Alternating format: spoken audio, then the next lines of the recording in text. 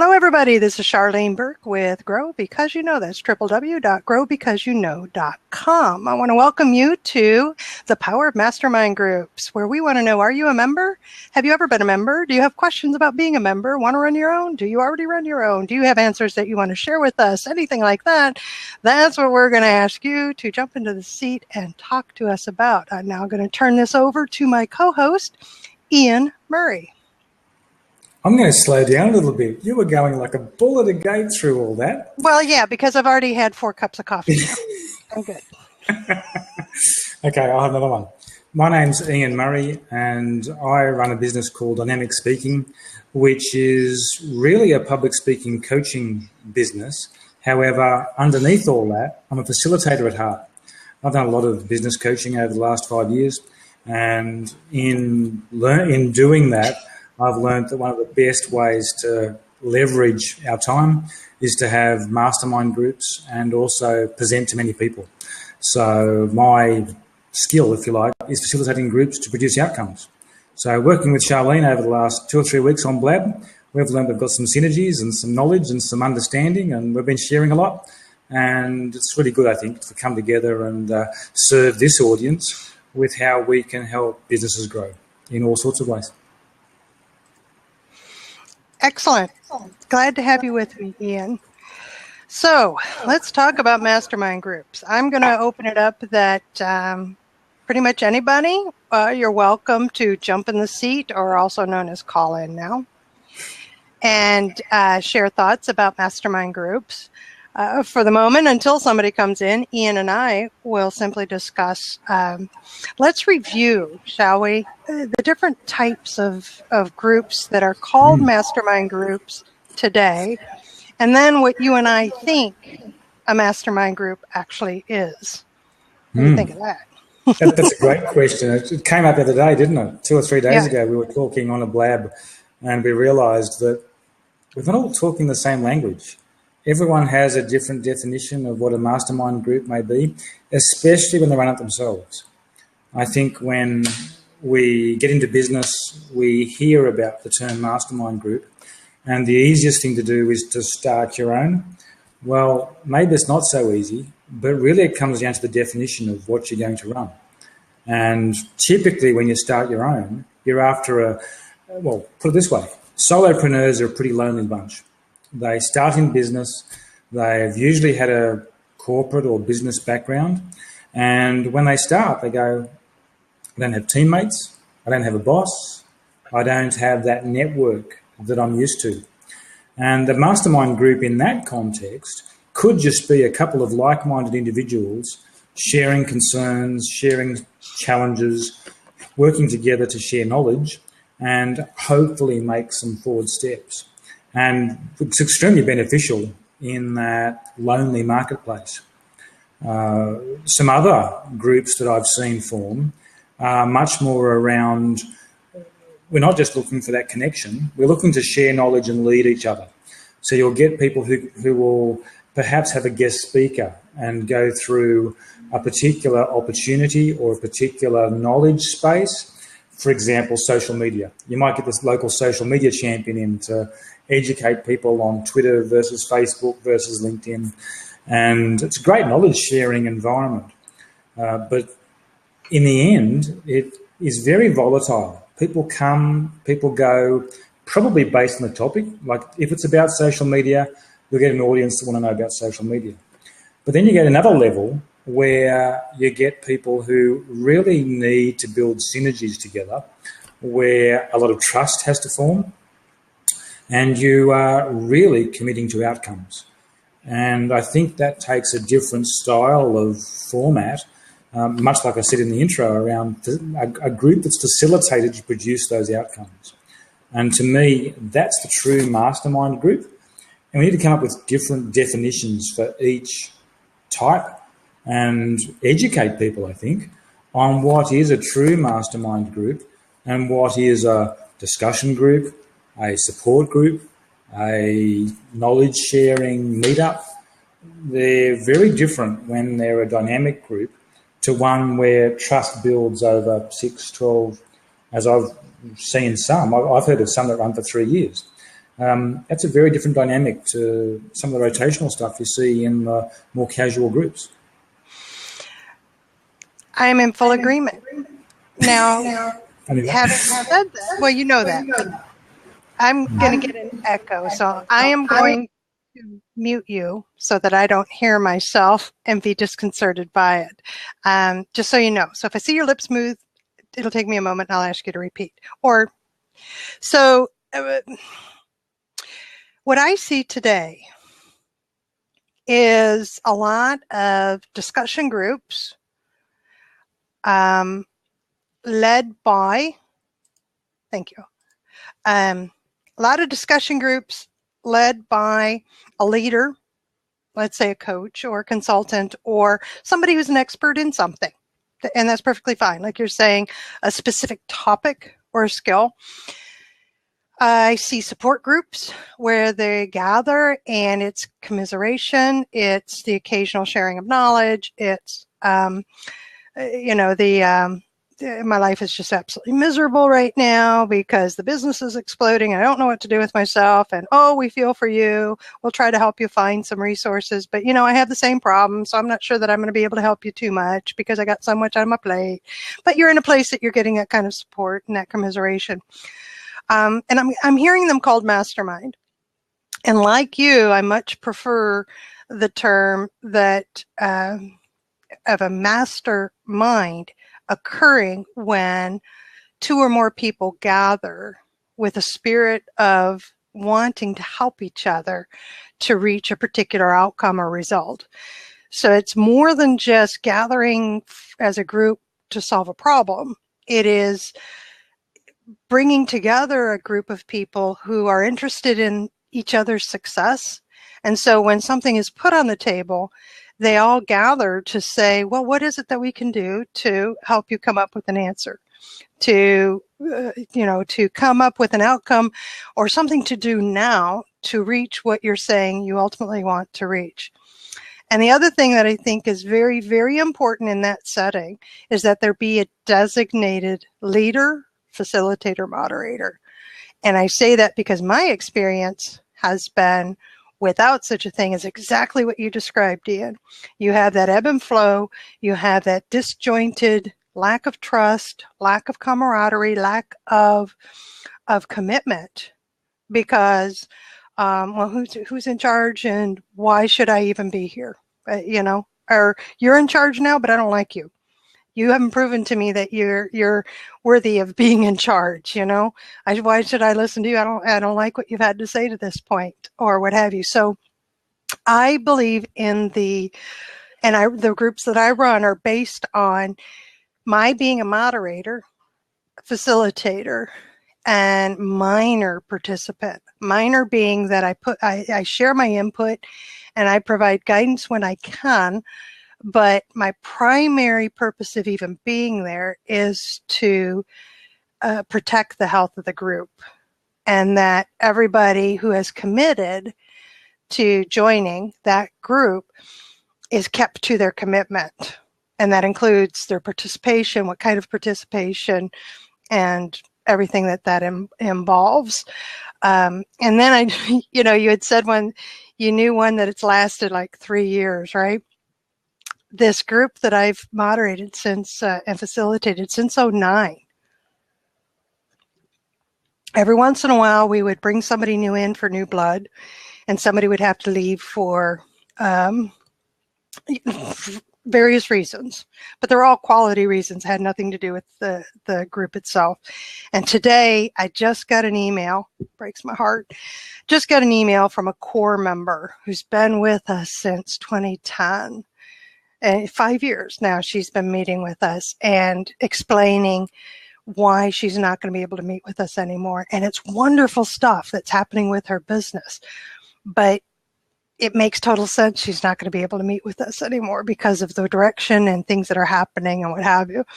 So while we're virtual, we're still very close. And, she's very expressive of how much we've been a part of her getting to this point. And had we been all in one place, trust me, we'd be having a going away party for her. So instead, this afternoon when we meet, because our meeting is today, we'll raise our coffee cups to her and wish her well and send her cards. And we all know her personally too, so of course they were not losing touch with her, but she was an important part of the group. She was an important member, and so it's always difficult to lose a core member like that, even when it's for good things. I just wanted to throw that out there.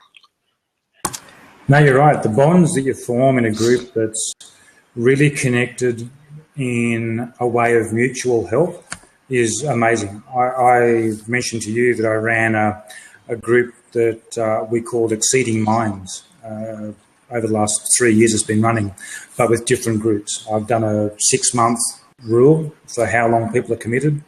And the very first group was very special in that I risked having 2 people in the same industry together, both in the IT support space for small businesses. Luckily, one was Mac oriented and one was Windows oriented. But still, people can change platforms, and they were competitive at the core. But once in the room, they realised, well, we both just want to succeed. The chances of us having the same customers today are very, very small. Let's explore it.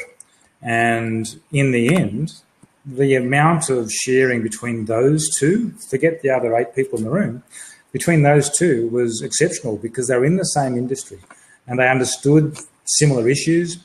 And as you've said, when we are facilitating a group, one of our outcomes is to make sure that the group serves each other even before we jump in and add our value. And that's how I run it. I let them try and solve the problem, and I'll add my tuppence along the way. And I'm really, my focus is on facilitation, not necessarily having all the answers, because I don't. It's too hard. There's too many different angles. There's so many different niches of knowledge that we aren't experts in all of them. But by all means, we'll add our tuppence when we can add value. But the best benefit is when these like-minded folk share knowledge within an industry, across industries. And it inspired me to start this year looking at what I'm calling pro-focus mastermind groups, where a certain profession shares a common focus to produce an outcome. So groups of people with similar, at least industries, can share in an environment through a facilitated process. It's not just a free-for-all, it's highly structured, planned to get their outcomes, where competition is put to the side so they can focus on their results. And that's exactly the kind of group that I have been participating in since 2009. The member who was a core member since 10 is leaving. It's industry. We all own the same type of agency. And we've actually explored and helped each other to define specific target markets, some of them similar to what we're already after. But the knowledge that there's so much business out there that we've developed that trust that says that when I share something with you, it is for the benefit of you. And I'm not taking away from my own business. And of course, there were things that were never shared amongst ourselves because we have to be protective of our businesses. But having said that, there were conversations and guidance on how to enter a market that I'm already in. And I say, absolutely. And out of respect for each other, there has been, Charlene, can I pay you for some of that knowledge? Can I pay you for some of that, what you've already done so that I don't have to reinvent the wheel? And then that way it's left to me to share or not. And we've done that throughout amongst each other, because there is no expectation of, oh, I have somebody who knows more than me, I can get it for free. I can get stuff for free. I can pick your brain for free. It's a mutual respect when you're in that, when the kind of mastermind this one was.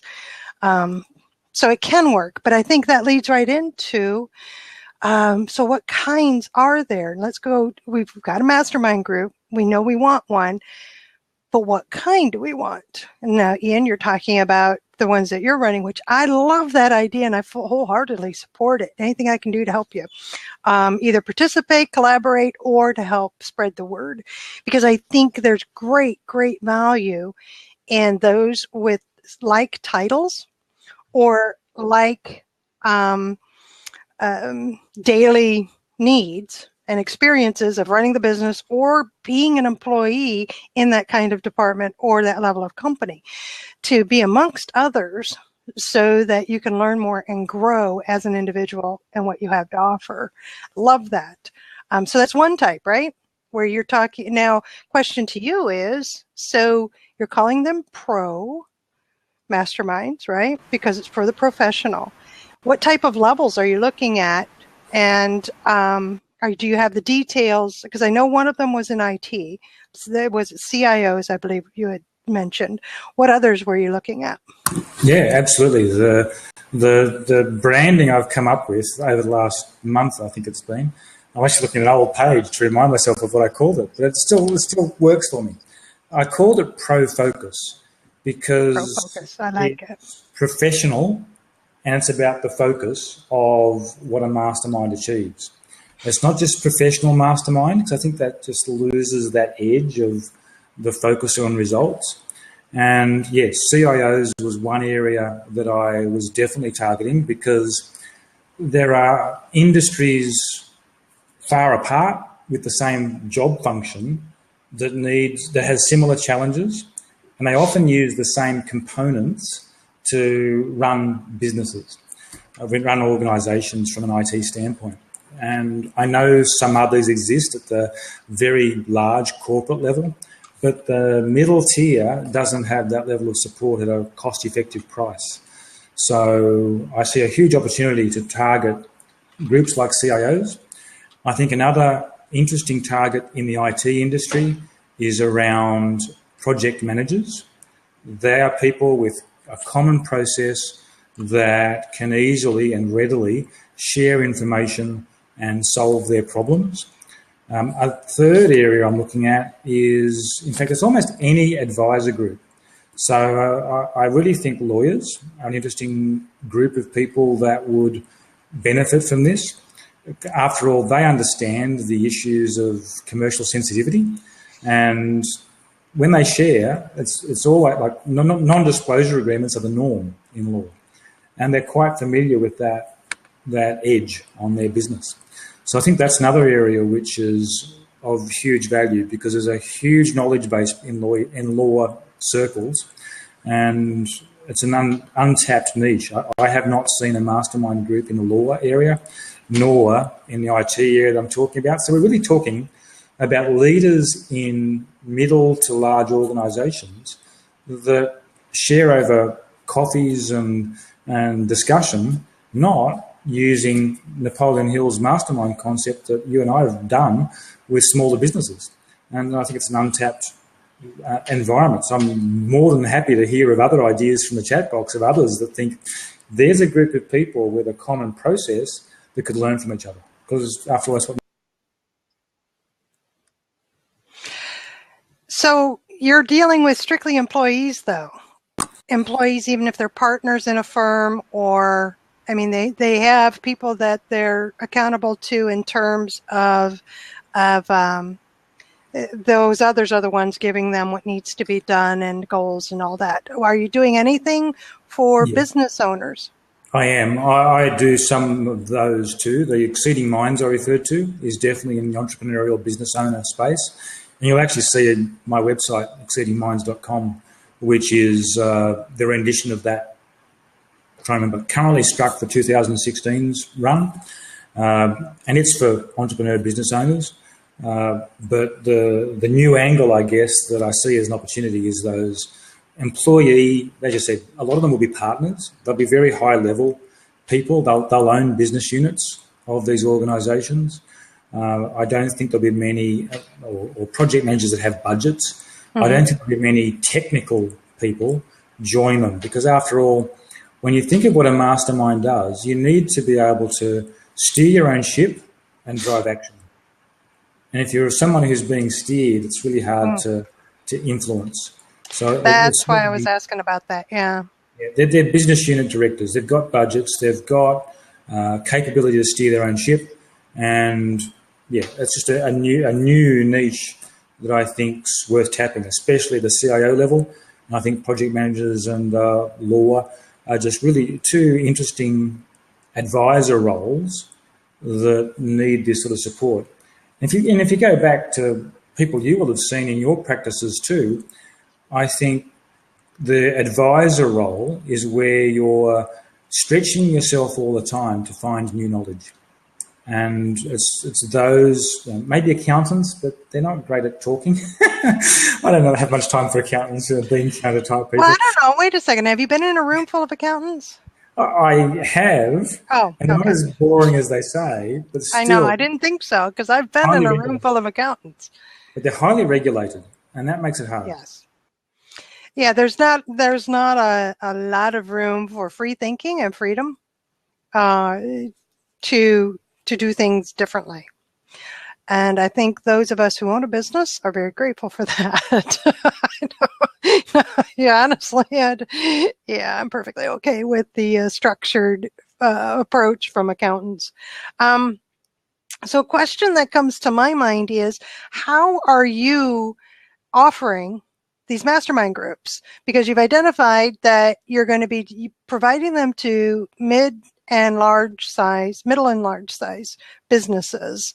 So you're talking about corporations that, are you going to their location? Are they coming to your location? Is there an outside location? Is it physical person to person? Are you going to do things virtually? How are you going to run them?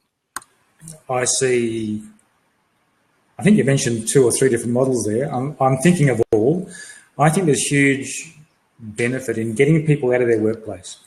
So locally, because I'm in Melbourne, Australia, hence the darkness out that door, the CIO groups that I target first, if you like, at that level, would probably be local, simply because it's a great space to drag them out of their workplace, take them to probably breakfast. That's probably the best format for that, and have a 1.5, 2 hour model physically. But the rest could certainly be online. I've been, Blab has opened the doors on streaming style communication. So one of the things I'm planning is appear.in is a fantastic platform for small groups. I do believe that a mastermind group works best with 6 to 10, maybe 12 people, which is kind of that appear.in size. I actually have a license for Zoom and a few other things as well, too many things. So I may do that if it gets bigger. But I'm imagining maybe 1/4 of my stuff being physical and 3/4 being virtual, because I've got the systems that I've used in small business around how to run a mastermind group. And if I read through it, the only word that's wrong is perhaps in your business, or I could change it to in your business unit. And that's the one big change I've got to make. Not bad. So I could easily run online. I just think that there's a real niche around getting people out of their workplace and doing it over lunch. And it could just be time zones. One of the things I've got to look at is the US market is extremely large. The UK is big on Blab right now. Australia is still learning on Blab, but that's probably where I'm physical. And time zones might work better for me here. So I'm thinking physically during the day, Australia. Everywhere else, I can do it at night time and not wake up my family. Good point. Good point. Mine are all virtual, and the ones that I moderate. Now, I'm a member of a CEO roundtable that meets physically once a month, and I understand the value of having the energy of meeting and physically being and sharing, not only knowledge, but breaking of bread together. The ones I moderate, though, just simply it's those who are asking and are invited and all of that, they're around the country. So I deal with 3 different time zones when I put together one. So what ends up happening is that for my time zone, we meet later in the afternoon, anywhere from 4 o'clock on. The latest one actually that meets right now ends at 7 p.m. So that's still enough time that in the summertime there's still daylight. In the wintertime it gets dark at 6, so it's not going to matter anyway. But it's early enough in the day for those who are on the West Coast, a couple 3 hours back, that they're finishing their afternoon. And people who know this ahead of time. Nobody seems to want to meet in the morning. I am a morning person, but I've put it out at, we can meet at, 9:30 or 10 o'clock to noon, or, 4 o'clock to 6 in the morning. I'm good with that. And the looks I get are like, you're just crazy. So I say, okay, I get that. Now my focus is on the solopreneur. And the ones who've been in business for a little while, who've got the feel for being in business, who maybe are stuck or at that stage where they're feeling that loneliness and that lonesomeness and that need to be accountable to somebody. Because I think we all have that. And it's one of the things we run away from when we go from employee to entrepreneur or business owner. And then there comes a time when we realize we miss that. Because it's not just having somebody to account to say, yes, I did this, but it's to have somebody celebrate successes with you, that says, I get it. I've been watching you struggle with these past few months, like the gal that's leaving this group we've got. We've been watching her for years struggle with a few things that the reason she's leaving the group is the answer to the struggle. So we helped lead her to that. And so we're very, very happy, but we were along the way helping to identify and work through and give her guidance, and that which resonated she took, and watched it come through to it's working. It's great. She's ought to go, and you're welcome to come back and stop in and say hello because I'll miss you, kind of thing. So those are what I run. And then because of those time zones, I have to also be careful of what I'm capable of doing. And that's when because you talk about you want to hit the U.S. market and you still have a family. So you have, I'm sorry, Ian, but if you're going to be doing early morning, all right, basically what's going to happen is you're going to wipe out your day. You're going to become a complete, yes, see, it's 1:30 in the morning now. You agreed to come on. I could have come on earlier. And our next one, I'm willing to come on much later so that it's actually a decent morning hour for you. But considering when you're putting together a mastermind, I think those are the things you have to consider is what are you capable of doing? So that's why I've set mine up the way I have, is I can't go any later into the evening. I'm not that effective for the people who are coming into the group. And I'm not that good of a leader, quite honestly, that late in the evening. And I have to keep that in mind for those who are wanting to join. So gotten pushback at the early mornings, but that's okay. Nobody wants them yet.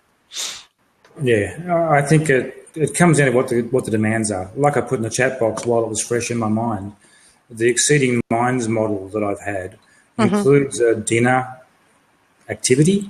I'll call it activity because a meal gets served.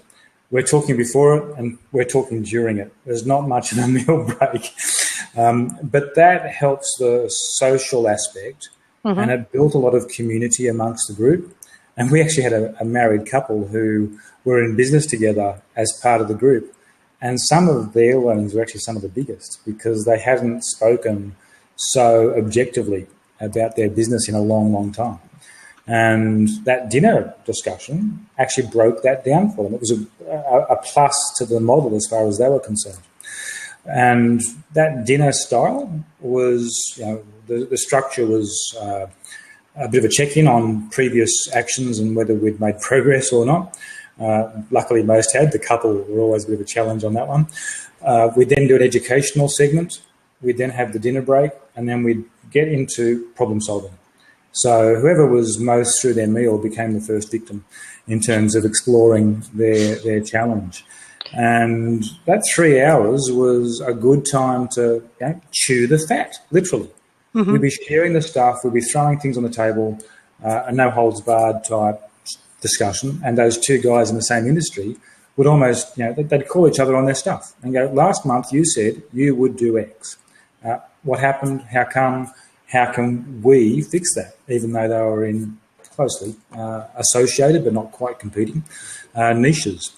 I think the opportunity for breakfast times is where businesses have basically face-to-face hour time where you're really stuck, for example, in a store, 9 to 5 hours. You can't really break away to go and do a mastermind activity. But before work or after, it's a possibility if you want to invest in improving your business. And most of us do. Yeah, you're right. As an employee, that is something. Well, because I'm dealing with solopreneurs. Some have actually been in business for 3 to 5 years, but they're still an employee elsewhere. And that's one of the questions that's brought to me is, well, can I still join? I said, well, if you're running a business, yes. But I do have to ask you, why are you still an employee? And what's interesting is we continue the conversation and it turns out that it's really not a business. It's, it's something that they enjoy. The reasons they enjoy selling, what they, that little bit of extra money, the old days called it pin money, right? A little bit extra that lets them have some entertainment. And so that's great for you, but that's not a good fit for our kind of groups of what we're talking about, because we have to have the focus. You're going to come up with excuses, and I don't tell them this, but it's true. You're going to come up with excuses as to why you didn't get things done. And it's going to relate to you being an employee, which is nothing we can help you do anything about. And then suddenly you become an anchor because you're wanting something from the group or trying to give it to you, or me, I'm wanting something from the group and I keep bringing in all these excuses and the group is getting annoyed and feeling dragged down because time after time after time, our information's being rebuffed. I'm saying, yeah, but. And, you do that enough times and it really does become an anchor, and it's can hurt morale within the group. Oh. Absolutely it can. And I think your examples there around the employee shift, if you want to call it that, is perhaps also the sort of people we attract. I've had a number of clients in my mastermind world where they've topped out. They've got a business going. They're working very hard on delivery and working in the business, and they're not having time to work on the business. And they book their times 9 to 5 fairly busily because it's client-facing, because they've estimated their times that way. And the opportunity, I think, is dragging them out of that environment. Like I talked about corporate leaders, but it's also true for the business owners I've dealt with, dragging them out of their business to work on their business. And what I tend to do, even in just straight coaching stuff, is to say, you need to allocate time, perhaps a Friday morning, where you diligently work on your business. And it's actually extracting time back from that 9 to 5 employee style to going away and thinking strategically about what you're going to change. And yeah, the employee types aren't used to taking that time. So we're leveraging their time far more by dragging them out, say, what are you going to change? Do an hour or two of implementation when you go back so they can hit the road on Monday, because just the timing of my schedules have been Wednesday night or Thursday night. Mm-hmm. By the time they've gone from that exceeding mind session to Friday do their implementation, come Monday they can be churning the change they've just agreed to do. Now, see, and I haven't delved into that part yet about taking them separately and doing some coaching sessions. Because I have always been a consultant, so I don't call myself a coach now. I can see where it's beneficial to have somebody, and honestly, that's something that I could add to the conversation when I'm talking with somebody like that. Not necessarily coming from me, but maybe guide them to somebody else like yourself, or another business coach that can help them get focused and get more clarity on where they want to be and where they want to go. So I could offer that as a suggestion, that I know somebody that you may want to work with for a while, so that when you're ready, you'll be a great candidate to participate in a mastermind group that's focused on helping you grow your business. Because that's what mine are focused on. Yeah, it's how do you grow? Like even my speaking business is around people communicating to grow their business. That fell out of coaching so many, where I realized they aren't telling enough people. And that was like 101 that I could help them solve. But as I've said, the facilitation aspect of helping them grow through that is the extension of coaching. Like coaching really is that objective accountability stuff. The mentoring is giving them some extra ideas and having them hear what needs to change, and then the facilitation is actually helping them get there. And that whole sequence of events takes time away from their day job. They need to come out, think it through, work out how to implement, and hopefully drive a team to achieve that outcome. So it's not just them changing. They need to go back and change, 3 or 4 other heads to make the difference. And I'd love to hear people in the room. There's a couple of people there that I'm sure have come across mastermind groups or thought about it. Love to hear what they think works, what they think doesn't work. Because as I said, I'm about to launch a few more, particularly with a profession focus, which is different to anything I've done before. I just think it's really interesting to tackle that, especially with a long IT background. I think the CIO sort of group is a really good test and a great challenge. So looking forward to putting that out there. And it would be true even in the entrepreneur, solopreneur space. What would it be like if you brought all of the social media marketers together? Good Lord. I've seen that. Wait a minute. Imagine putting them in a Facebook group and letting them talk. Actually, it's pretty good. It's pretty good when you get them together who are interested in learning and sharing with each other, because their enthusiasm and excitement for what they do starts coming out. And those who get really closed off tend to, like you can see it on Blab, you can see the ones that are kind of closed off. I don't really want to talk too much. And those that are really into learning and sharing and what have you, it's fun to watch. Now, in a mastermind group, that's different. It's a different setting than in a Blab group. But I want a second-hand call to the audience. Anybody out there? Anybody want just to jump in the seat? We're not going to hot seat you. Instead, we're asking you to share any of your thoughts, questions, ideas, comments, concerns, experiences with Mastermind, whatever they may be, because we want this to be about what the power of mastermind groups is. So having said that, I think my business would not be where it is now had I not had a group of people. That one I've been a part of since 2009. That's the only one I'm really a participant in. And my inner circle of advisors, if you will, that have helped me to hone in on what it is I really should be doing, and then helping me to feel confident so that I can move forward with it. And so that started happening last year.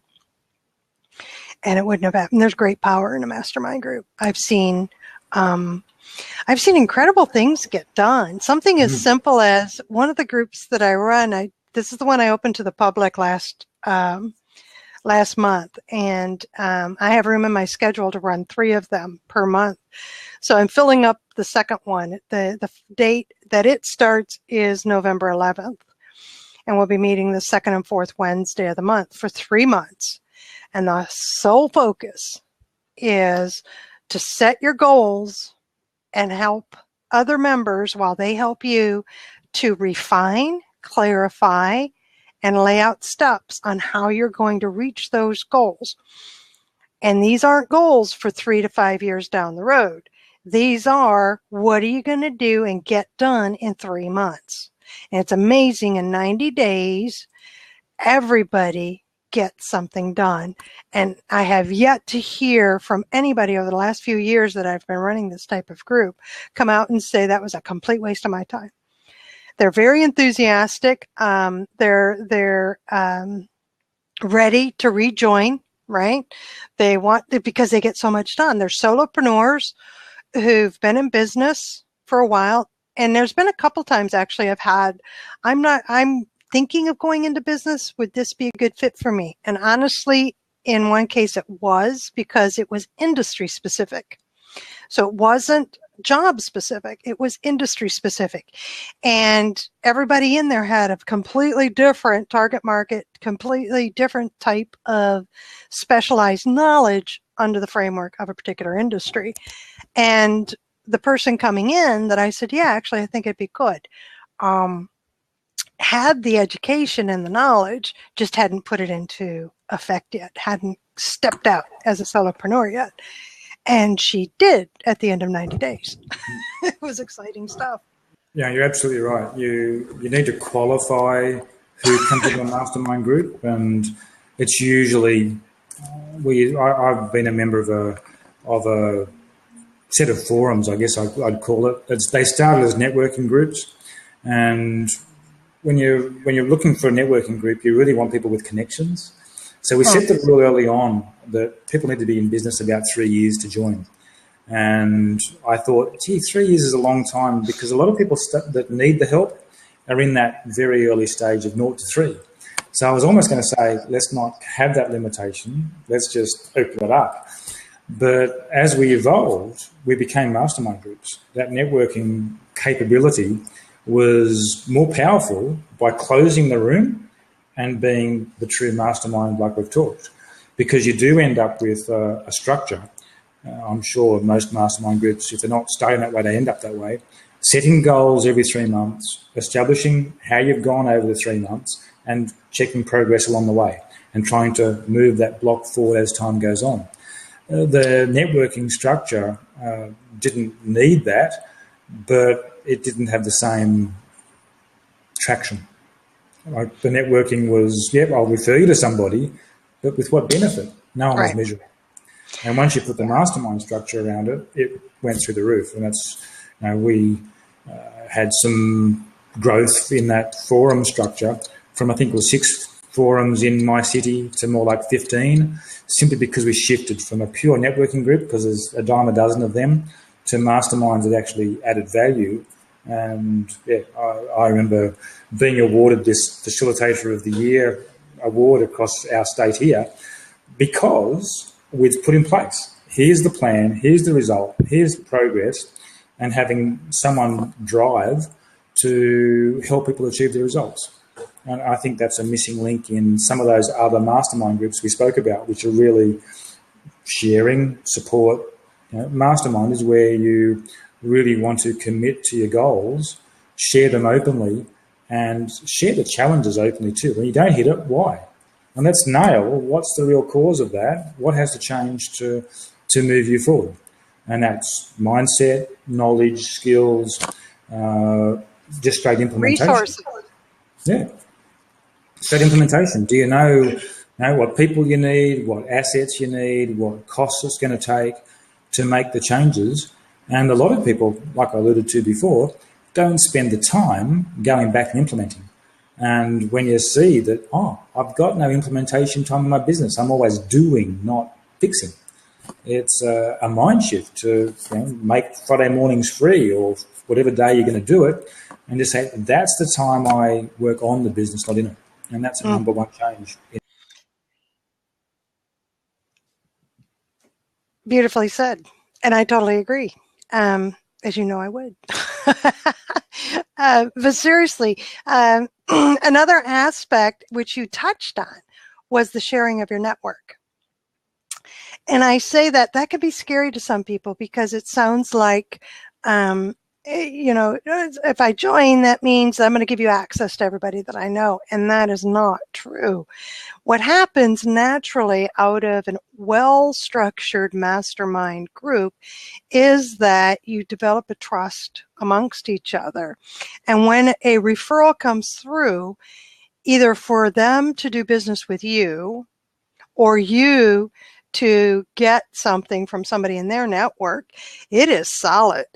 That because then now you've spent time, you've spent months with me, and you know the struggle that I've had. Or when I come to you and say, I have this need in my business for this skill, for I'm looking for guidance in this area, or I need to outsource this particular item, or whatever it may be, then when you give me a referral from your network, I also know that it's quality, because I know you. So you're going to be recommending somebody to me out of your own network because you know there's real alliance there, that there is real alignment, and there's extreme value in that. And that leads me to the other kind of mastermind where the whole point, there's a large monetary entry fee. And there's two reasons to join that mastermind. The first is to learn something. There's something specific that's being offered that is going to have a great positive impact on your business, and that's what you're looking for. But the second thing, which is even more important to me, is you're buying access. There's a gentleman that runs, and he does them like 3 times a year, and they're large monetary entry fees. But the whole point of getting together is everybody knows we're coming in here, and what we're looking for is like minds, like values. We're all here to make money, but what's your product? Can I joint venture with you? And that, I mean, they're looking for somebody who has contacts, connections, and monies to joint venture with me to launch or move my product or service further, or vice versa. I now have the opportunity to help somebody else and to make money by helping them. So I may be able to provide the network, connections, monies. So I'm looking at your product, and he brings these, he vets them first. It's not just to drop your dollars and jump in. But when he sees, got a good group here, could be anywhere from 15 to 25 to 50 people. It's up to him. He's put them together, and they are like enclosed for these days, and it's intense. And they all come out positively impacted because they got what they were looking for, or they knew that they had the opportunity, and it was on them to determine that it wasn't going to work. Whatever was there wasn't happening, but they knew that going in. So I thought that was fascinating, because you're gathering together to solve problems, to share your network, to be accountable to each other, to lay it out. This is what I'm looking for. This is what I need. Who's here to help me? Let's talk. Let's get help from the group. Is this going to work? Should we go this way or that? And you leave with what you bought in for. But what I found fascinating about that is I call that a mastermind because of the structure and the problem-solving aspect and the defined outcomes that occurred when they gathered. Because some of the stories I hear from those, other people have walked away with so much more than what they came in with. And they were able to share much more than what they came in with. And so that ultimate mastermind actually occurred because they gathered. So I wanted to throw that out to you. Yeah, 100%. The industry groups that I've been exploring is a great example of that connection by association. You know, you're buying access to these people with creds already, and there's a two-headed sword to that. You're buying access to them to source knowledge, but you're also exposing your knowledge to them. And that generates a mutual accountability statement around, I'm in the room, I want to be seen to be worthy to be in the room. So the ability and the likelihood of getting results is multiplied X times. And yeah, because you're taking the risk and it's recognized. Yeah, that mentor that you want to get access to, a source of future revenue, source of future jobs, source of future relationships. And if they see you're not taking on the learnings, that's probably one of the biggest flaws you can have. It's not that you don't know in the first place, it's you don't implement what you've learned. One of the most frustrating things in my practice is where you give someone some insights and they come back a month later without having considered the insights. Not necessarily implemented, but considered, you know? Oh, that's even worse. Tell me why or why not. Yeah, that's even worse. And that's the anchor that can take down a group quickly. If you don't have even the group members, the ones that I moderate, rarely do I have to step in and talk to somebody about their lack of participation. It doesn't take long before the group members are calling them out. That's right. You know, I'll call them on their stuff. Yeah, and that's what we're here for, because, and that's what they'll say. They fully expect you to do the same thing to them. That, you know, I'm taking time out. Mine meet twice a month. Okay. We meet twice a month, and I have one that's a commitment of 3 months, and you can start over with the new group. Or, you know, if the entire group wants to start over, that's cool. But I'm very careful about that, because that one's strictly goals and accountability. And if not careful, one thing I've seen is that by the third time of meeting with 2 to 3 from the same, it becomes a little too socialized. And so that's when the moderator steps in and says, no, this is what we're here for. Remember, you all paid to be here. Do not waste time, right? But then I have the ones that's a maximum of 8 people. And then the other 2, maximum of 6 people. And we meet twice a month with a commitment of 6 months. And that one's different because it is much more than the goals and accountability. And it's more along the lines of what you were talking about, where the members will present particular things that they have expertise in to the others so that we can all learn. Discussions can ensue. It is about everybody having the opportunity to speak, to share an issue. There are opportunities for hot seats where I'm really needing, you know, I would like the meeting to be about me, because this is what's happening. You know, you tell me ahead of time so I can tell everybody there's a difference. We're having a change in the agenda, so we can all participate, bringing outside speakers in as needed, outside training, exercises. That one's in my 3rd level group. Exercises where I walk you through different ways of thinking, perceptions, how to change your thinking. That's where a little bit of coaching comes into play, and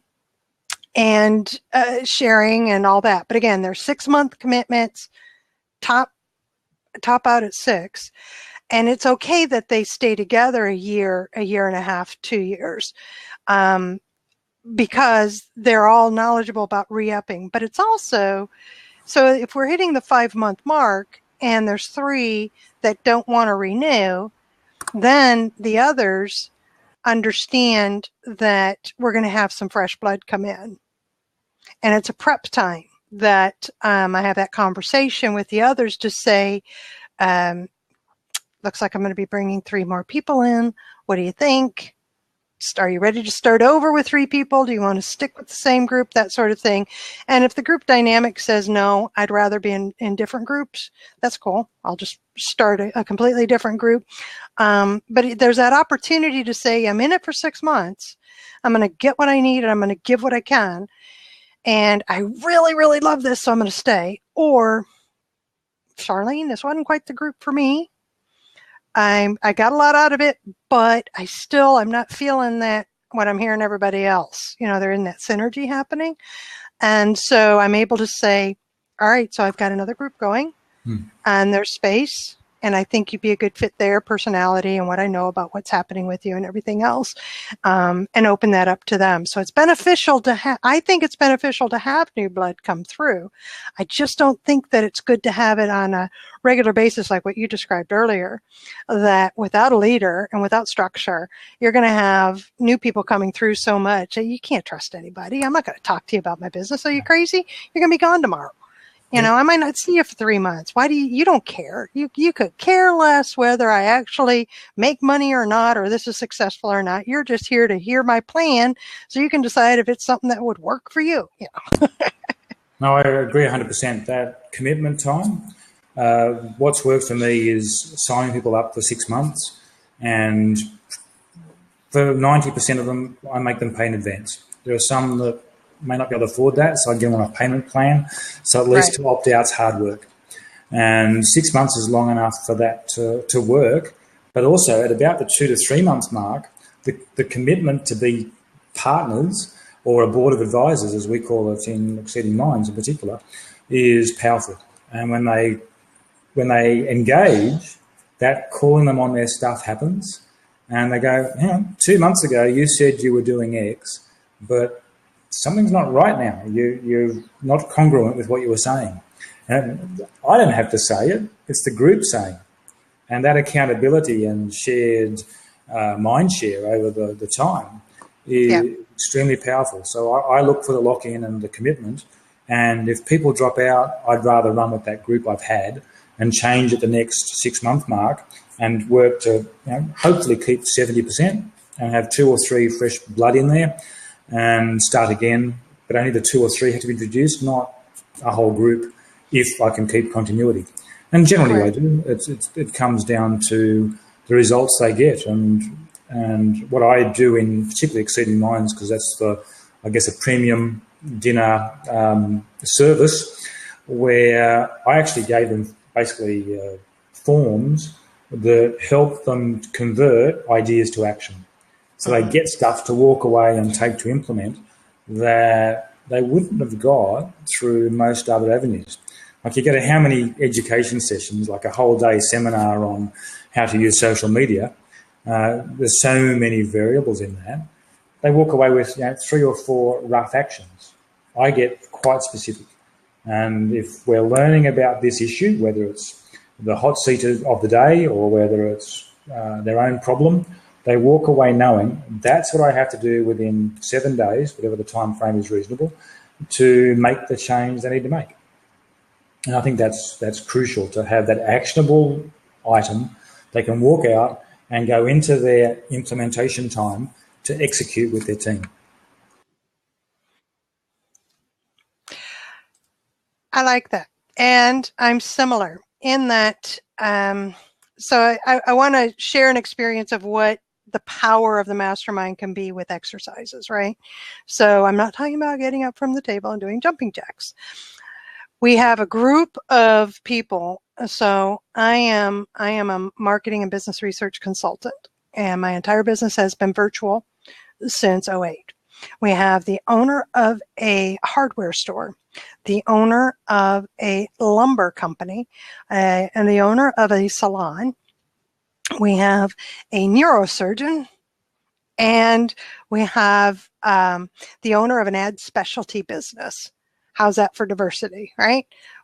Some have employees, some don't. Some are making tons of money, some are broker than broke, but we're there to grow, and we're there to work on the business. Let me guess, the neurosurgeon's not broke. Oh no, it's not broke. The neurosurgeon, quite honestly, is quite the entrepreneur. And he has managed to completely wean himself completely away from the insurance industry. I want you to think about that for a second. We have a neurosurgeon in the United States offering pain management in a variety of ways, often culminating in actual surgery on a per patient basis that they pay for out of pocket because they can afford him. And he's making a good living, and the patients are healthy and happy. Okay, so keep that in mind.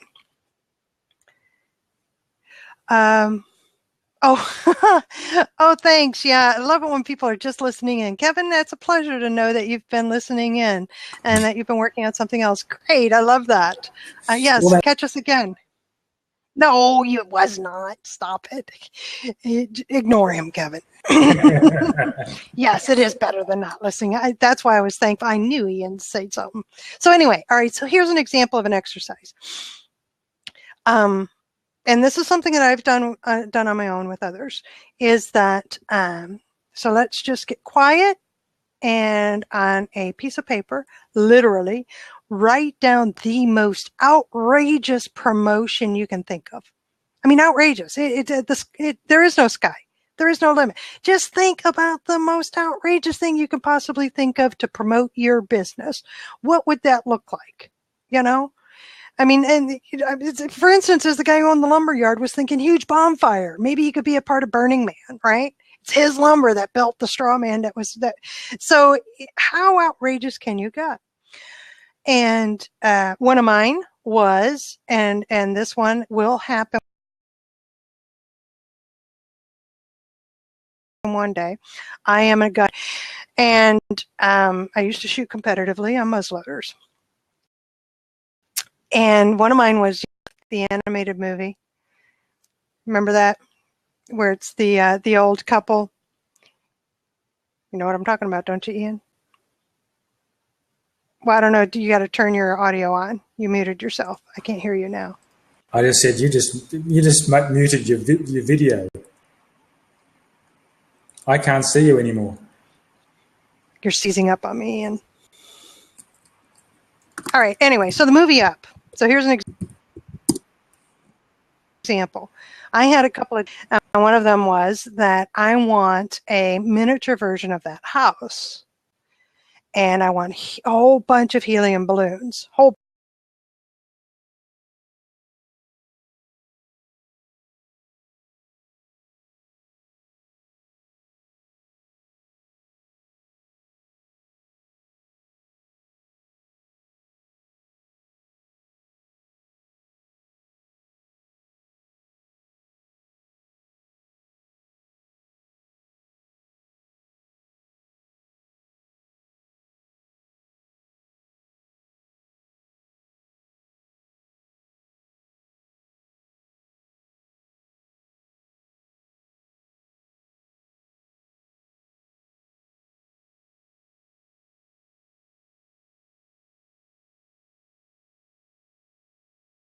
Hey Charlene, we've lost your audio and your video now.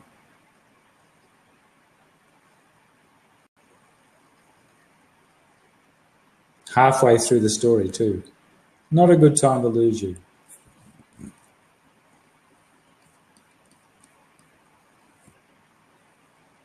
Maybe I've been lost. Could be either way. We used to have things called split brains in some of the systems I've worked on over the years. Perhaps we have one of those. And if Noreen's not responding, probably listening while working on something else.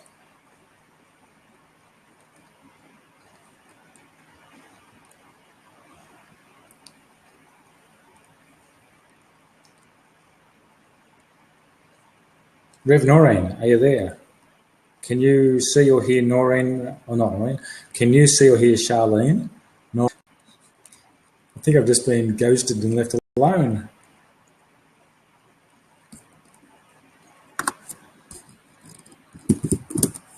Can't hear you.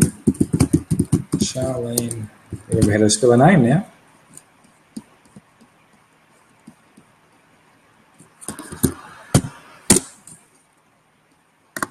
Oops, I can't spell here at all.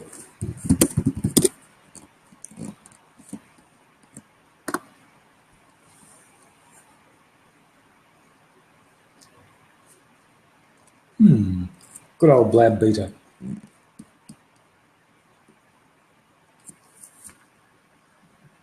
Do. So Mastermind groups. Oh, you're back. I think you're back, Charlene. Coming back in the back entrance. Came in the back door. Sorry about that. There you are. Yeah, I know. It just went, yeah, we lost Charlene too. It's my internet connection literally went down. So I'm going to have to talk to my provider again.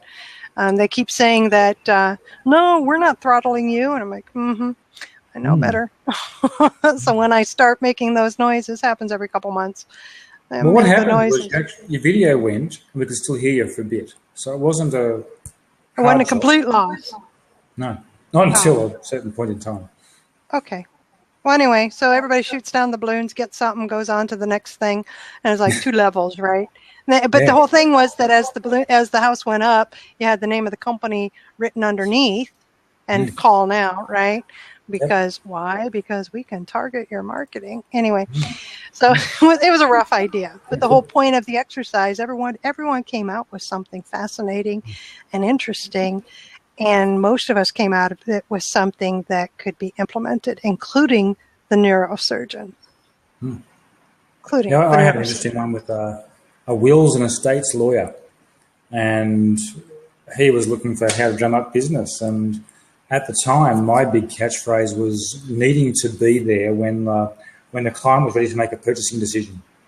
And we looked for boundary conditions. What would be the absolute worst case where somebody that didn't have a will needed one?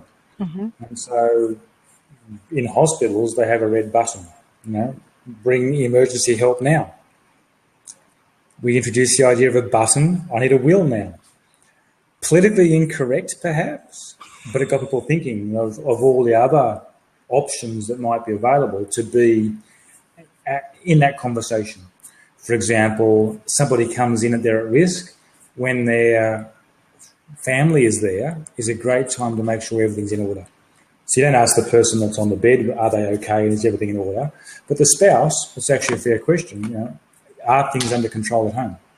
And you wouldn't necessarily want to walk in with a sale on the will on the spot, but at least you could start the relationship and perhaps solve things later on when that possible crisis is past. Because not everyone heading towards the end goes. They tend to linger on a bit. So you've got time to do something different. It's just asking the right question at the right time. Well, politics aside, though, who's running for office? That's kind of, because some people have called me, well, you're just not being politically correct. And I say, well, guess what? I'm not running for office, so who cares? I mean, if I'm in a group of people, especially in the privacy of a conversation related to let's brainstorm, I want to take advantage of that. So, I mean, we had one of the things that came up during this exercise was the ad specialty guy. We were having in this area, we have a relatively reasonably large gay community, and a gay pride parade was going to be happening. A wonderful festival. It was a gay pride parade going through downtown, and it was like, maybe 2 months off, and you could have booth space along the way of the parade, right? And so the ad specialty guys talking about what the heck can I do, with gay pride and everything else. And he came up with, it started out as using pre-printed condoms blown up as balloons. Yep. And it was discussed. Nothing is off the table. Let's discuss this. And it came, there were some that were like, oh my God, I can't believe you would do that. And then others that, and we had a gay business owner in the room, which was perfect because that input was terrific. It evolved out of that discussion and the free flow of ideas into him. He actually ended up selling, because they're available, is the packaging on the condoms, of course, was available for private labeling. And he sold 500 per package, right, to a company that worked with the gay community in the health industry, private clinic type, right? But they had a table, and they had multicolored condoms with their name and their branding. He never would have thought of that on his own, because his brain went to, well, what do you do with a condom? You use it like you do a surgeon's glove. Let's blow it up like a balloon and, oh, woohoo. Well, but wait a second. Why don't you do this? Why don't you try this? And that's what it boiled down to, was that you sell ad specialties. That's what an ad specialty is. There's the market. Who there can you sell to? Don't sell directly to the people on the ground, right? No, that's right. Because they're not going to be buying from you for anything. But instead, who is your customer?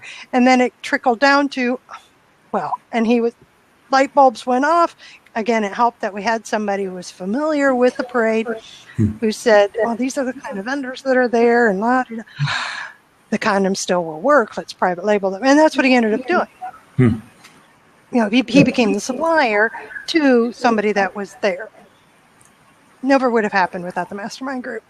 And really what I see happening in that kind of conversation, and in many conversations that involve that hot seat deep dive structure, is that it's usually a pattern. I'm a mathematician, so I'm always looking out for patterns. It's a pattern from another industry that works, that gets played in a different industry. Absolutely. Where they've never done it before. And that's why there's such great value in having different industries represented.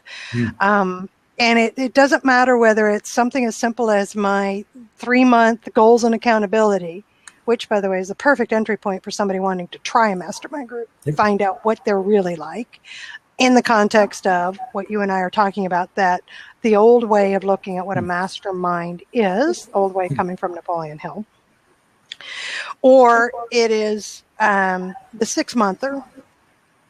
You know, the experience is such that I have, so in one group I have, I have a business coach, a life coach, I have a tech startup. So the business coach, I believe, is in the realm of a couple $100,000 a year in income. The life coach is less than $100,000 a year. The tech startup is approaching, I think, a couple million a year in revenue. The other personalized industry specific type coach, which would be like your CIO, would be a coach for the IT industry kind of thing, is a couple of $100,000 a year. And who else do we have then there? I just went blank. Oh my. Then we have somebody who's writing a book. And we don't know what we can't even guess what his income is, because we're not talking about selling a book, and we're not talking revenues. We're talking very, very different backgrounds, very different backgrounds. And yet what the business coach has done in her business has been so helpful to the tech startup guy, because it's still business. Yeah. I think that's what it boils down to, right, Ian? When we're talking about solopreneurs and business owners, it's still doing business. Yeah, well, business is basically, there's only a few elements that make up a business. There's some product or service that wants to be delivered, a factory of some form that produces value from those products, a sales engine that's able to sell, and a marketing engine that makes it all visible. And if you've got those fundamental building blocks, it's all about leverage. How do you leverage each part of that to produce more than the basic parts that you started with? And that's what business is. It's a sausage factory for adding value. And there's only so many levers you've got to churn out sausages. I'm sure butchers might be good in a mastermind group. I haven't had one yet.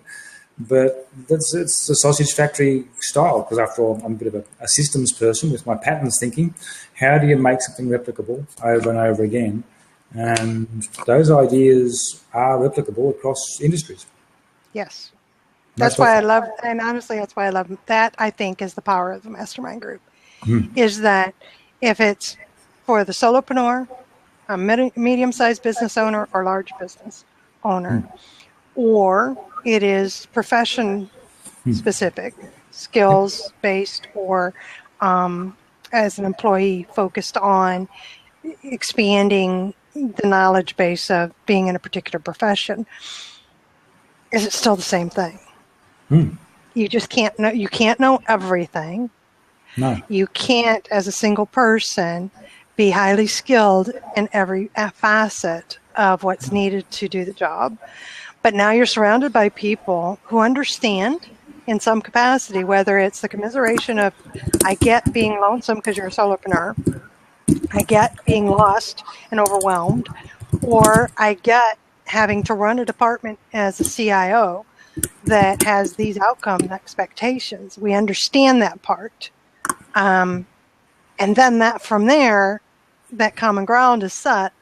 And from there, the discussions begin and trust develops, and the sharing of ideas and guidance and experience happens.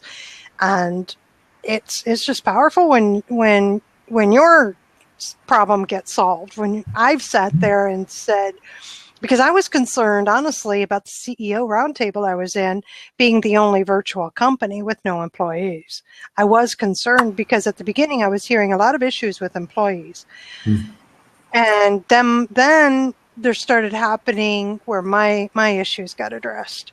And I was so grateful and so thankful that the answers came from those meetings. Their experiences crossed over without issue, because again, we're talking about being a business owner, and it crosses all barriers because it's still running a business. How do I run it more effectively, efficiently, and grow it so that I'm working on the business, I'm not inside it, Now, the CEO experience is a different one. As I say, with only virtual employees, part-time, casual, remote. It's a different issue to what most CEOs experience. It is. But when it comes down to it, the fundamentals of business are similar, and really it's just a matter of what style of game you're playing. Is it one which is where accountability is limited, or is it one that's all-encompassing? Because a CEO of any company has to have all of those towers delivered somehow. Operations, finance, infrastructure, they're all needed. That's just it. And that's what was covered in that CEO roundtable, the explanation I was finally able to give, because they were concerned about being able to help, and their concern was that my hands-on experience here, I'm not sure can help you. And I explained that while I'm the one that is responsible for everything, trust me, I am not the one doing everything. So I still manage a team. It's just in a different way. And we have different issues than what you're dealing with because of the level of employees you're dealing with. So you can help by helping me to continue to see how the team works together. And when I have an issue, it's usually out of a developer or a graphics person because they're the real creatives and I'm not. So I sometimes have issues communicating with them, and they were very helpful because, quite honestly, the salon owner had issues very similar to that because she had similar personalities in some of her stylists, her independent stylists. And she recognized that, and that's where it was interesting to see how she could be helpful. She says, I had a stylist just like that, but the most annoying thing I've ever worked with was, I said, yeah, I know. I was noticing that Reverend Noreen said no earlier in the chat. Oh, Noreen. Context. What are you saying no to? I'm reading upwards and I can't spot it. And did we ask you a direct question? Hi, Michael. Hi, Vicky. Good to see you. I saw Julian had come through, our friend Julian. Yes. I didn't get a chance to say hey. I know he stops in and pops out. He may come back. So yes, we've been talking about mastermind groups, and both Charlene's and my parallel views and learnings around mastermind groups. Love to chat about what your experience has been. Both of us run mastermind groups and have done for some time. And where are we? Middle of October. We have a couple of months left for this year, and I know Charlene runs some actively right now. I'm about to start a bit of a trial for some new concept mastermind groups this year with the view of running 6-month programs from January to June. So looking at perhaps 6 weeks worth that I'll get through between November and mid-December, see how it goes, see who likes it. Really looking at trialing something around common professions. As I was talking before, around advisor roles such as we were just talking before about potentials of CIOs and project managers and lawyers, the various advisor roles where, as Charlene was just mentioning, we learn differently now. In the old days, you'd do a course and you become competent and you'd be able to apply it. But with the breadth of skills that we are needing to have, we can't afford to do all the courses we need to do. You're much better being able to get with a group of people who have at least been somewhere near and done that, such that you can compare ideas and take the learnings that you need now on a regular basis, maybe weekly, maybe monthly, probably not much more than that, where you can just get together with people who have done it before rather than doing a course that may not provide the answers at all. And we've had a question, and it is Darren is asking, how does someone go about getting involved with or starting a mastermind group? Also, ones I have seen seem to cost a lot of money. So the first question I have to you, Darren, is you're asking to get involved with a mastermind group and you've already seen some, but I'm guessing that the ones you've seen have a large dollar entry point and you're curious about the other types that might be available to you. Okay. So I can answer, I'd like to answer the first question because you just asked two here. How does someone go about getting involved with a mastermind group? Honestly, of course you can join mine, but having said that, had to get the small promo out there.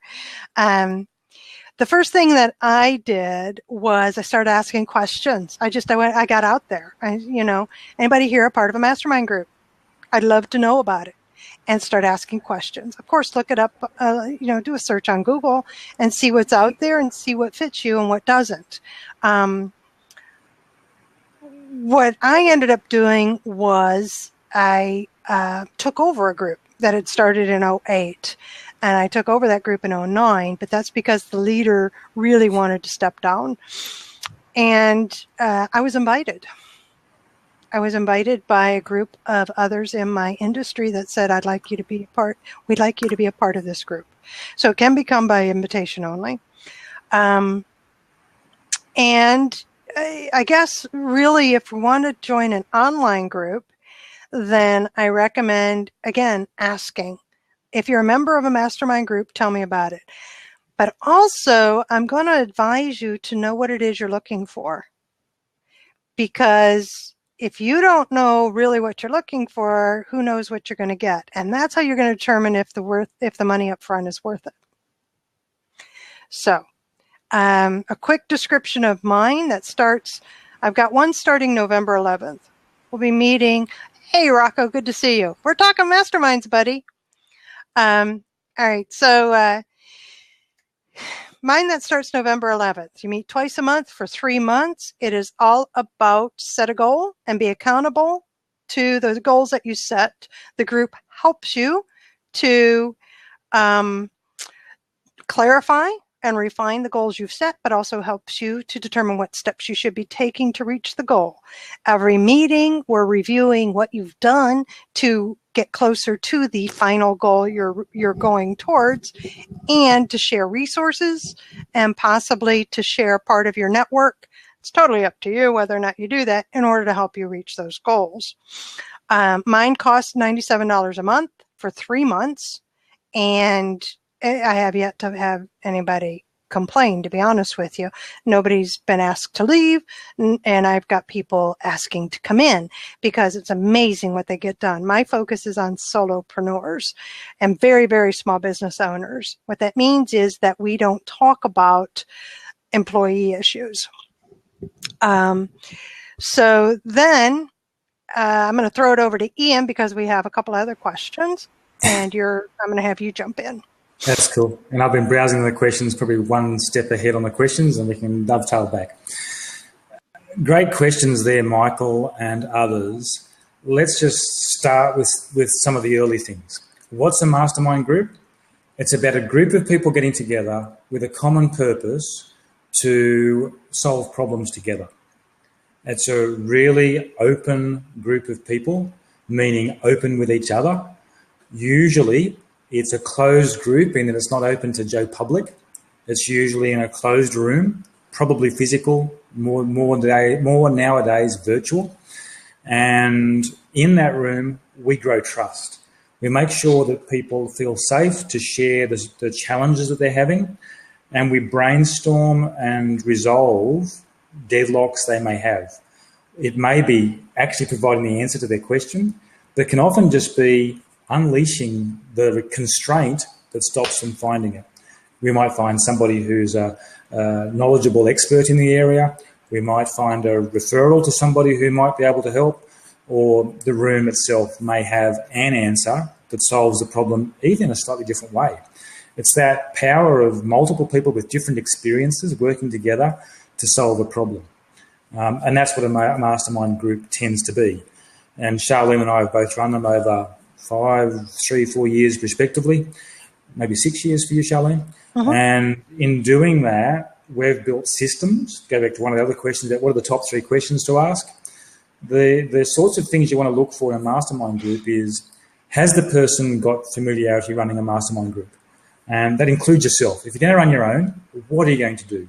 What is the system you're going to use to get there? And I would obviously suggest finding someone who's done it before. Even if it's just a collegiate group of people, have someone who's been in one before. But the next step up is to have someone facilitate it. And as you might see, Charlene and I are fairly adept at facilitating a room. So we work through a system to move people forwards. And that'd be the second question I'd ask. One is how you pick the people.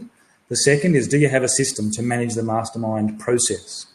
And the third question I'd be asking is, do you have any testimonials from people who have been there, done that with you?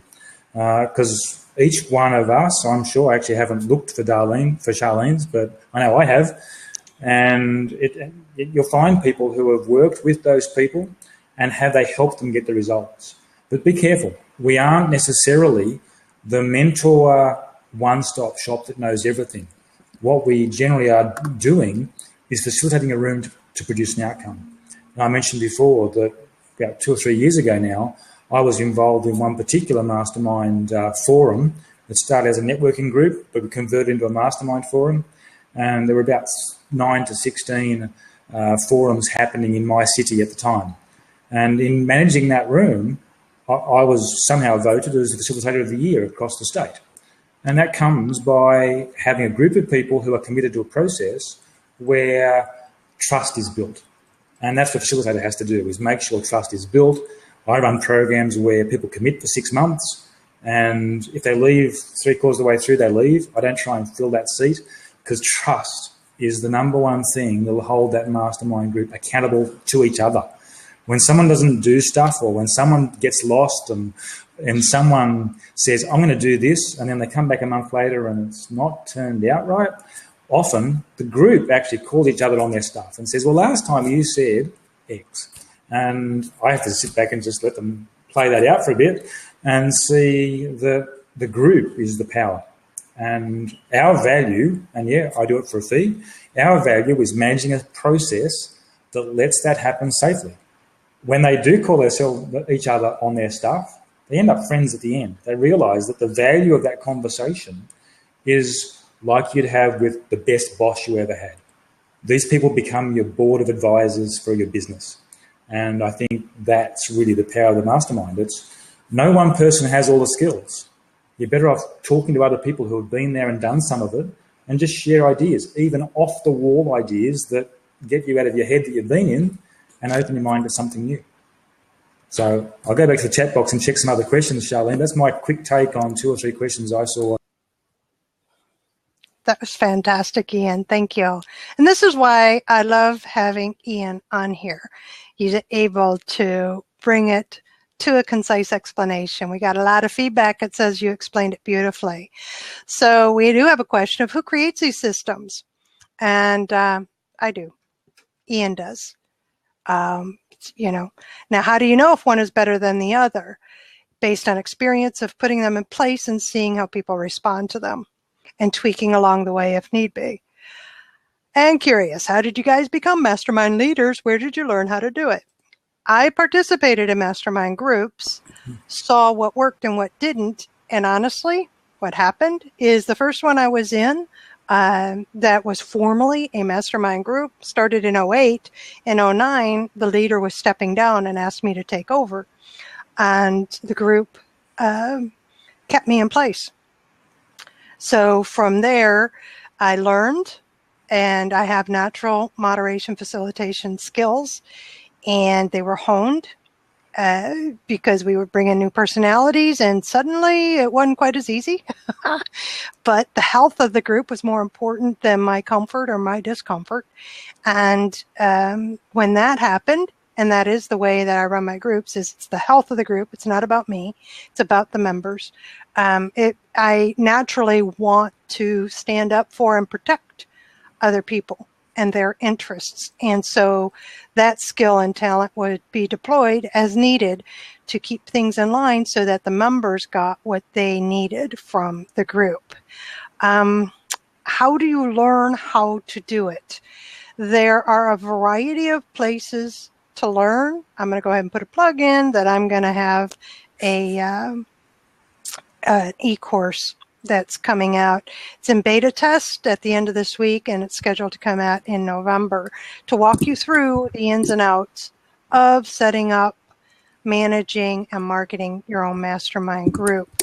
The other way to do it is, if you've not ever been in one, please, please, please be a part of one before you start one, unless you're in a position that you don't have opportunity to be a part of one. Just a recommendation so that you can see how it works, what doesn't work for you. because that's what I learned too. I joined another one and said, "Oh, you as the leader, this isn't going to work for me. It's not going to happen." And I don't like the way that process runs. I don't like the way you're dealing with us. That's not going to work. Others, you have been fantastic. This is exactly what I'm looking for, which is the bringing together of 2 or more people to focus on, not even problems, to focus on something so that more comes of it than just the pieces and parts. I'll just pick up from there a little bit, Charlene, with my background on where did I learn how to do it, first of all. Interestingly, as Charlene, I think, said, is that there are different types of people in the business of running masterminds. There are some people, and let's go back a bit further, there are different styles of masterminds. The sort that Charlene and I are talking about are facilitated ones. And we're both natural facilitators. We've learned through our corporate careers, both of us have had a corporate-based career in our past, where we've demonstrated, been told and realised that we're actually facilitators at heart. And in doing that, we understand how to get people from A to B, whatever the activity, workshop that we're doing. So we've learned that technique. Then we've gone into business ourselves and learned some of the challenges that businesses face.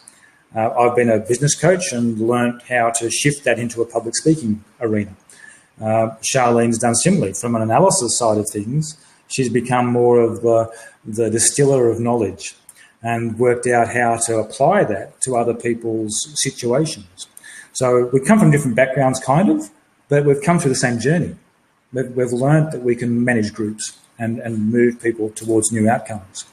And so when you look at how to get into a mastermind group, we look for, basically, there's a couple of variables. The first one is location. Do you want to meet physically or online? When suits you? Is it something you want to do after hours? I don't know about you, but it's 2:30 in the morning here. I'm not sure what after hours is anymore. But do you want to do it after hours? So one of the parameters has to be availability. But the third criteria is a really interesting one. And what Charlene and I have both done in previous masterminds is to look for candidates who are in different industries to be in a group. So you wouldn't normally want to have, say, 2 lawyers in the room at once, 2 accountants in the room at once, because there's this mindset thing that gets in the way about competition. The reality is it doesn't actually hurt that much. I've actually had 2 IT people who were not 100% competing, but in a similar industry, and it worked really well because they understood each other's stuff so well. And in a world these days not driven by scarcity, we're talking about, there's an audience you'll attract no matter what. They actually, I won't go as far as abundance, but certainly you can attract an audience. They realised that they could actually play together quite nicely. But I'm actually looking at some mastermind groups now that are profession-oriented. So I've got a very long IT background, 25 years or something working in corporate IT, and I'm thinking of getting CIOs together and having a mastermind group based on that particular skill set. So I would look at what sort of organisation, what sort of business is someone coming into a mastermind group, and where do they fit amongst the different service offerings I have, and what pricing structure and all those things would happen. In terms of the size of the groups, we would both say, I hope Charlene comes back shortly, we would both say that the ideal number is between 6 and 10, and often we're driven by rooms and technology as to how big they really are. Perhaps 6 to 8 or 9 is probably ideal at the moment with the online technologies that are around.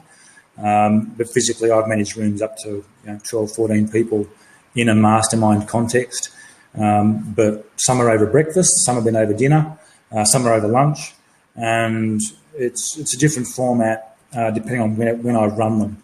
I'm actually looking at running some between now and end of the year for people to taste it, because I've just gone global with Blab, right? Opportunity there right now to lock in on some. I have a website that's going to have them advertised probably in a couple of days. just to share the roadmap for what they might look like. I'm thinking people need to try before they buy. So we're going to do 6 weeks of let's see what happens. And then I want to lock people in for like 6 months and run a program that's based on certain businesses. Just looking at the questions while Charlene gets back in.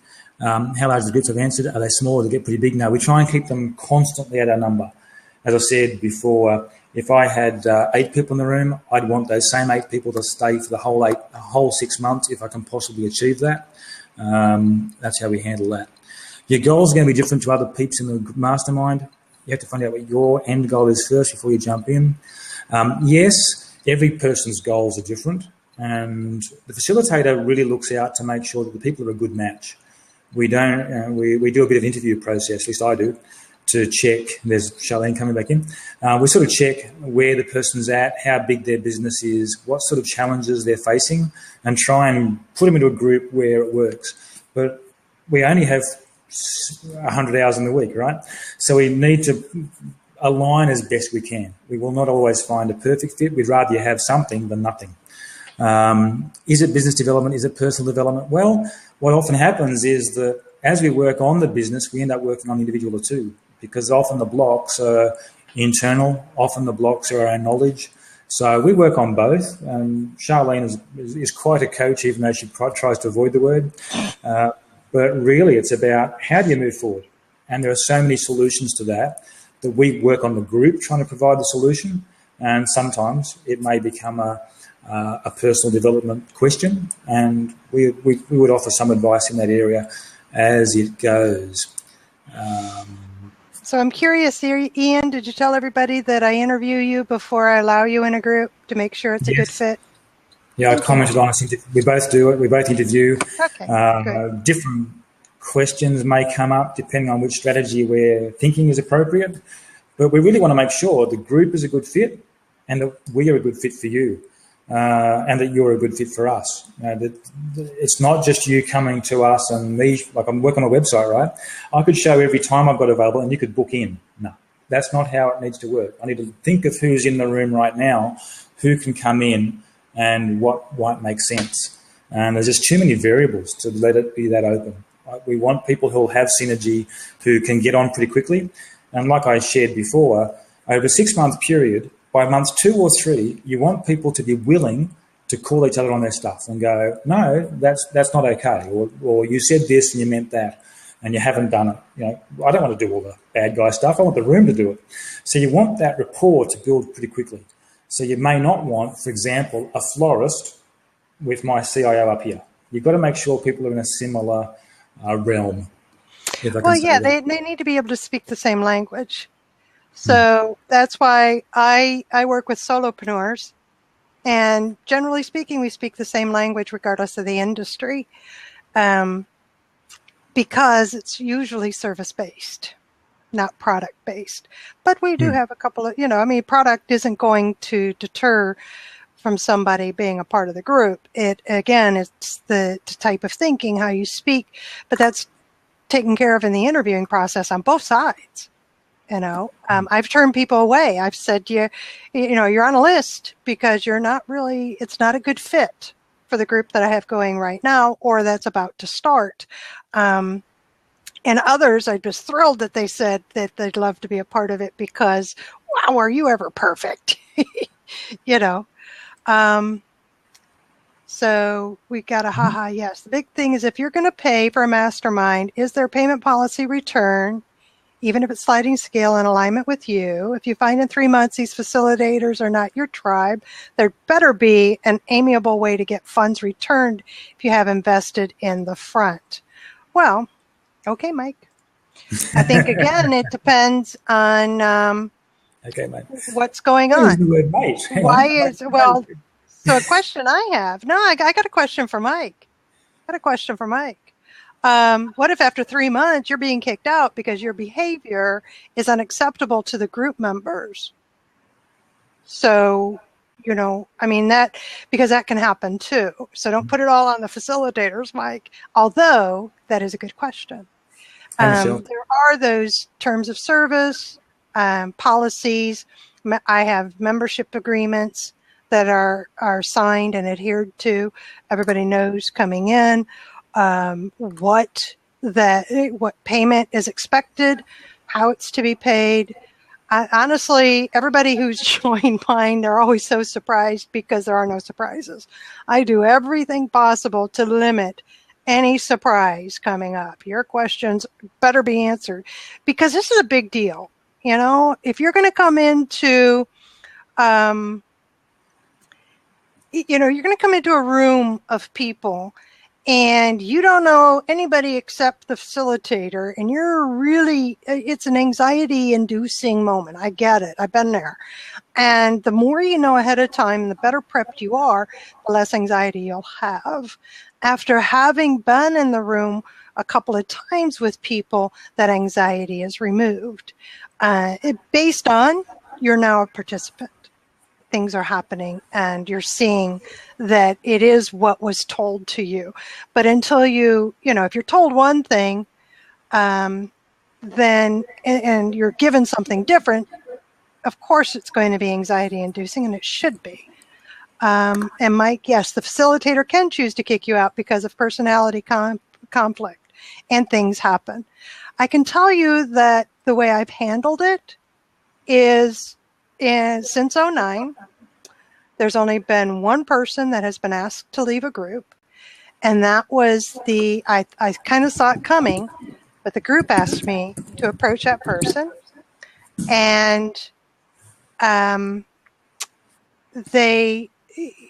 talked to the person, gave them 2 more chances, spoke again afterwards, and then privately had a conversation with the person. And it really was a conversation about, it doesn't seem like this is really a good thing for you.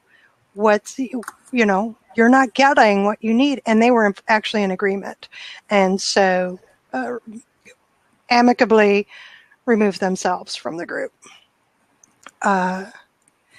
And Eli, good question. Does your group need to be your tribe? Couldn't you learn from people you would not hang out with? Absolutely. Absolutely. Oh my gosh, the incredible things that come out of groups that are of the diversity.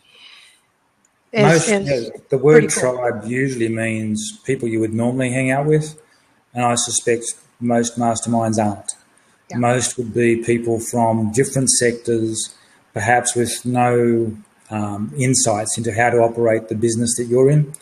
What we're really looking at, when we do look at matching people up, it's about scale, and usually it's about experience.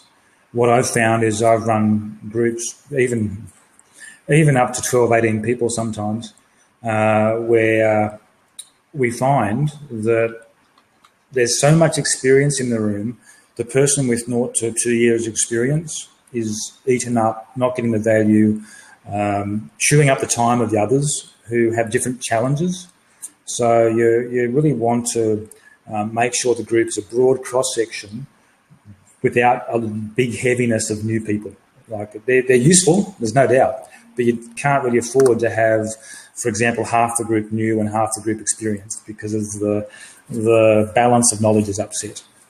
So that's one of the criteria, I guess, to make sure the weighting of experience is actually much more powerful, much more important than the industries people are from, unless it's my example I'm playing with around profession-based masterminds. Like I wouldn't want to put a florist with a CIO group, for example. Just going back a question I asked this time, Mike made the relevant topic, given we're on Blab, and my intentions are certainly to do more online. You personally don't like online masterminds. Why is that?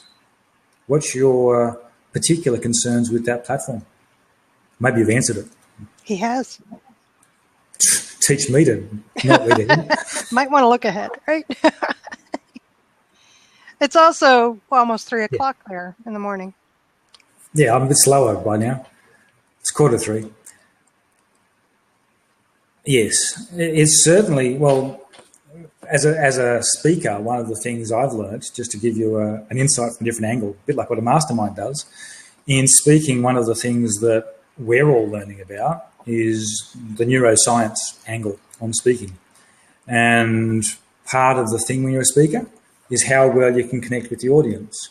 And there's a fair amount of science coming out now which says that if the person is more than 6 meters away physically, the level of connection drops like sound does.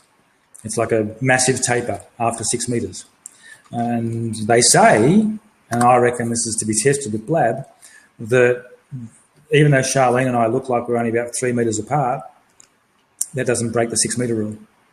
It's too far away. She's actually in a different country, different universe, or some would say, and therefore rapport can't be brought to the same level. Now, as I said, I think Blab's breaking those rules and is changing that theory, but you're right. The trust is higher when you're in the room, when you can see that the door is shut, when you can see that the person that perhaps said something, you look them straight in the eye and go, no, that's not right. You need to consider a different strategy. Much more effective if you are face-to-face, which is why prices tend to support that, right? If we are meeting face-to-face, you've got physical room costs and the like. Typically, the online platforms are cheaper, although the risk is if I charged people too much less, are they as committed to the process? So when I go online, I'm looking at a ratio that's probably 50% of the normal physical cost. You can look at my, I'll put the link in here before, my Exceeding Minds group, which is a dinner group at their own cost, by the way, the dinner, runs for 3 hours, and I charge early bird rates, $2,000 Australian for 6 months. So you're talking $450 US per month to be part of that once a month opportunity. And that's for a reason. It's physical costs. We're all there in person. Physical handouts that I have to make sure are ready for the session. When I'm online, I'm giving you a PDF. I'm risking the sharing of that content somewhere else. The cost has to be lower. The quality has to be more adaptable because I don't know where you're going to be working at the time. So, yeah, I'd prefer face-to-face too, but I can't always get that with an audience. Like if I do these groups for CIOs, sure, I can probably get 1 or 2 groups here in Melbourne quite easily, but I can get 10 groups globally. So online's a really useful leverage tool, not just for me and my time, but for the people who want the service, which is where I'm really going, right? If I can get 10 CIOs together, if it happens anywhere, it'll happen globally first, probably. It's just easier for them and for me. So very interested in your comments. Let's see how it goes in the next 6 weeks as I launch the idea and see who nibbles. That should be fun. And with mine, costs. Honestly, if if you've come to the point where we've talked, because there is that face-to-face conversation happening, I vet via Skype or video of some sort on the platform I use, which is Zoom. And we determine that, yeah, this will be a good fit for you and why and everything else. There still has to, I believe that in the kind of groups that Ian and I run, that a cost associated helps you to stay focused and to take it seriously, quite honestly, because it could be easy to just back away from it. Eli, I looked into doing one that met high-end locations throughout the world, 15 grand a year, cost of travel.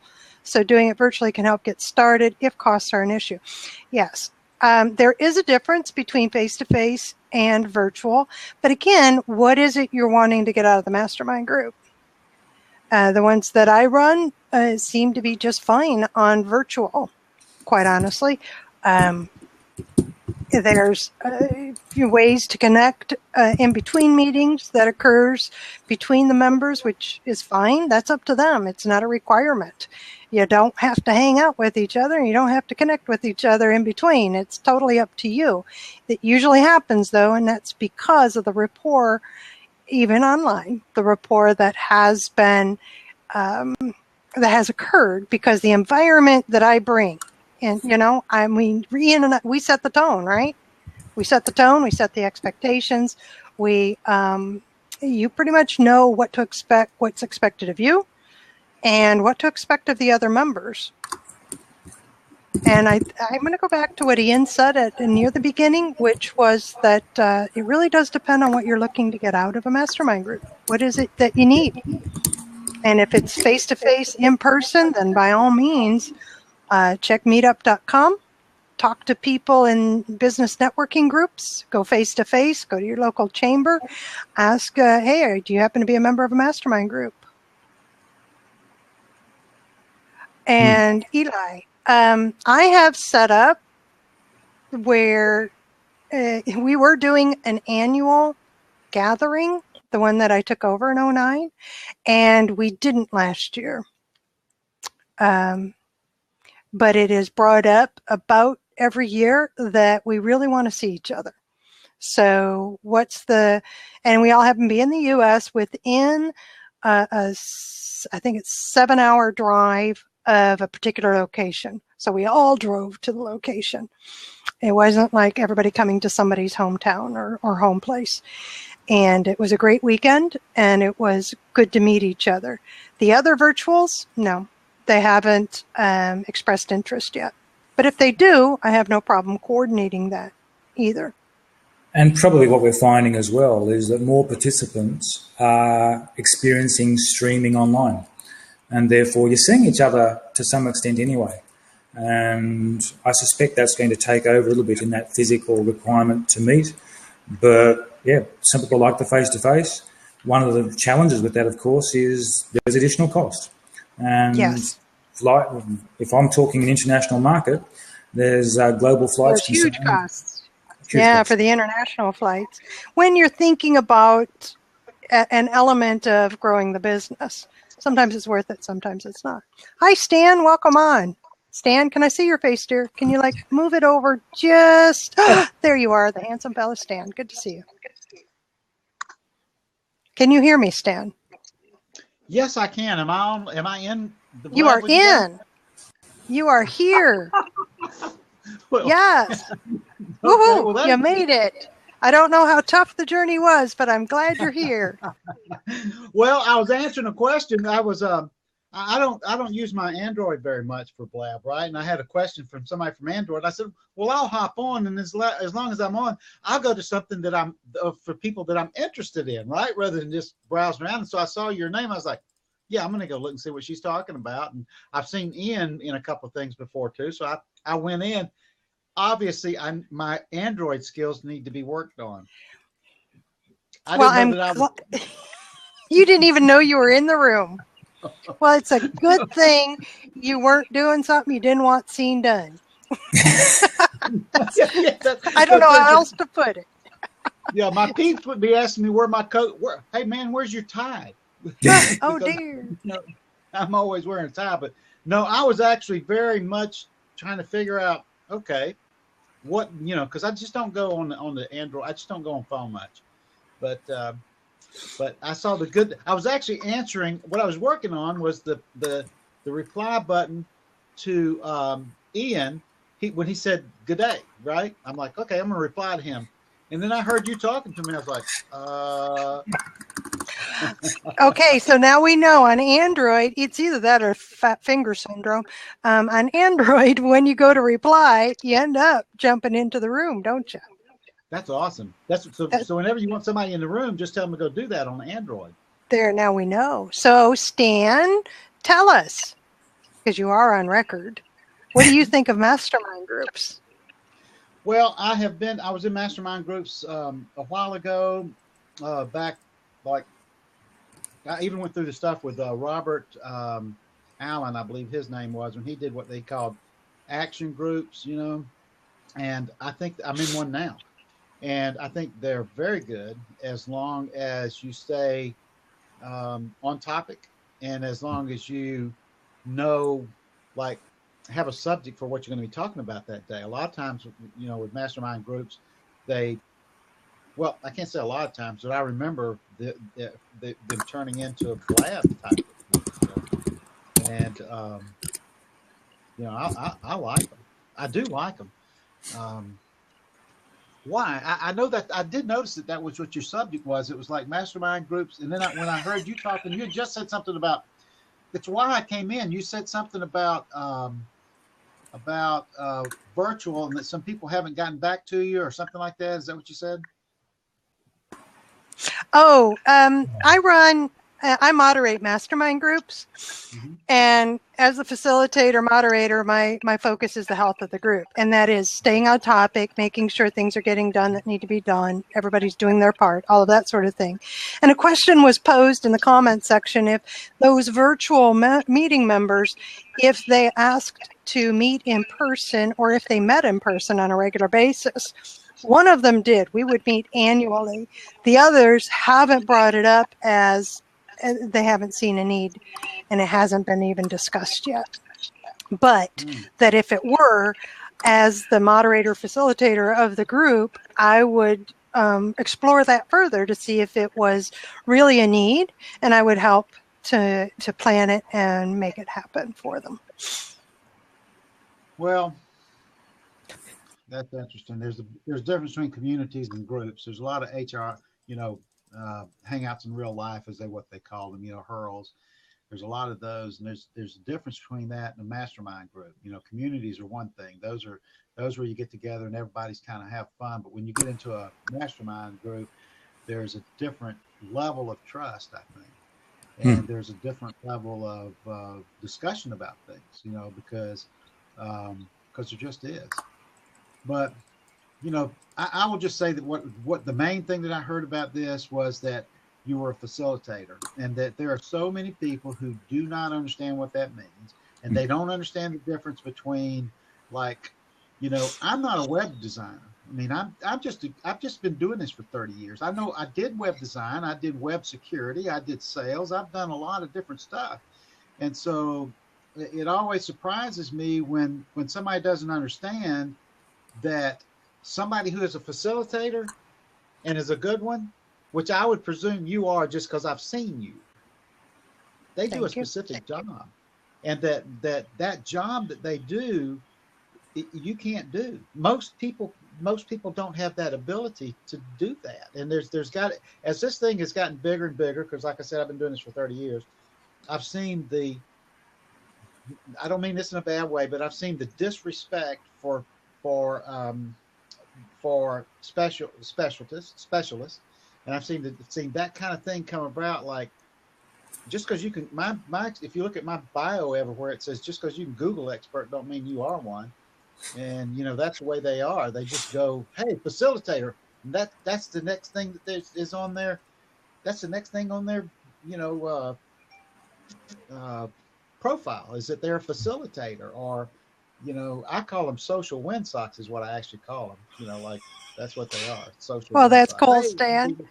All right. So a question to you, though, is one thing that I like about Blab is that one way to gauge the skill of a moderator or a facilitator is to attend one that they're hosting, watch them in action.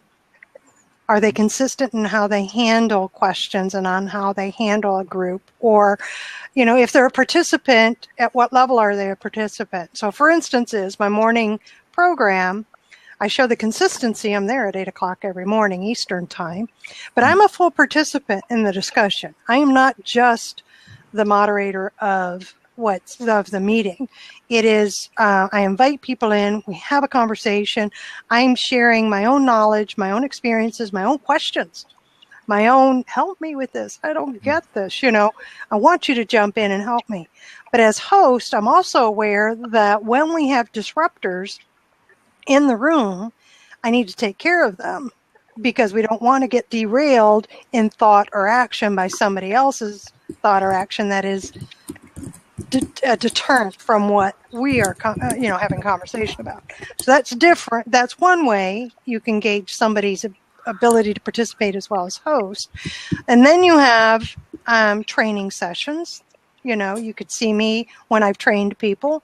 I've done how to be a host and walk through the details of what that entails and the types of programs you run. You can see me in action in this situation, on how to guide conversations, how to answer questions, how to hand off to somebody else, how to listen, how to address what's brought up, that sort of thing. So there's ways, that's why I love Lab and recommend it to somebody in the comment area, that you can travel around and see people in action and then gauge whether or not you want to have a conversation elsewhere to talk about what they're offering. What do you think, Stan? Well, the main thing I got out of that was that, you know, watching people, because see, a lot of times when people watch us with the circadian thing, right? We go in and this is what we do, right? This is exactly what we do. And there's a lot of times like today, we've changed a little, very, very, very, very slightly, in that we have more a longer question period than we used to have, and we combine two things. But it's called delivering on the promise. And so when you're a host or when you're a facilitator, you got to look at that conversation. You got to, like, I popped in here by accident, but it was really clear that that wasn't my intent. That it wasn't, you know, it's like I didn't come in to disrupt. I didn't come in to do any of that kind of stuff. And I know that you've seen me on some blabs. I think we've talked about some stuff on some blabs. So you knew that I wasn't going to be that disruptive guy. So it's very, from the question that you're asking me, I believe, is how I feel about watching the way people, you know, moderate and the way they do that. Can you really tell from that? Isn't that right? Isn't that what you're asking? Yeah, and I think Blab brings that to the table really clear. I think it's really clear when you watch it. It's like, because I hate to say it, but I spent about that long. You know, the determination on whether somebody's being disruptive or not for me is made within, I mean, less than 5 seconds probably. You know, because you can just tell whether it's an accident or what. And I think the stuff I've seen with you, that's clear about what you do. How do you choose a moderator and a group to join? That has to do with, again, because Blab has opened up the ability for us to talk and see each other. It brings the ability to do that, and it brings the ability. There's a lot going on with Blab. Even sending that message down there is your way of saying, which I don't mind because I'm a host. Okay, let's get back on topic, which is we're talking about masterminds and how you choose a moderator and group to join. And the way I choose it is by visually on my machine most of the time, being able to look at somebody. I can see their eyes, I can see their expressions, I can see all and relate to them the same way that I can in real life. You know, I can see it, and it's cool. And so that's right on top of it. That's how I choose it. Fantastic, Stan. Thank you. I appreciate that. Yeah, I'm gonna check out unless. Well, thank you for accidentally stumbling in. Just be careful next time you're answering me. You might end up in a hot seat. Yeah. I'm gonna go tell them. The question was somebody said something about the Android device. Anyway, I'm not going to get off topic, but I'm going to go over there and go, gee, thanks. Setup. Yeah. This is some sort of a setup is what it was. But again, cool. I chose this actual, I will say this, I chose this actual Blab because of who you are.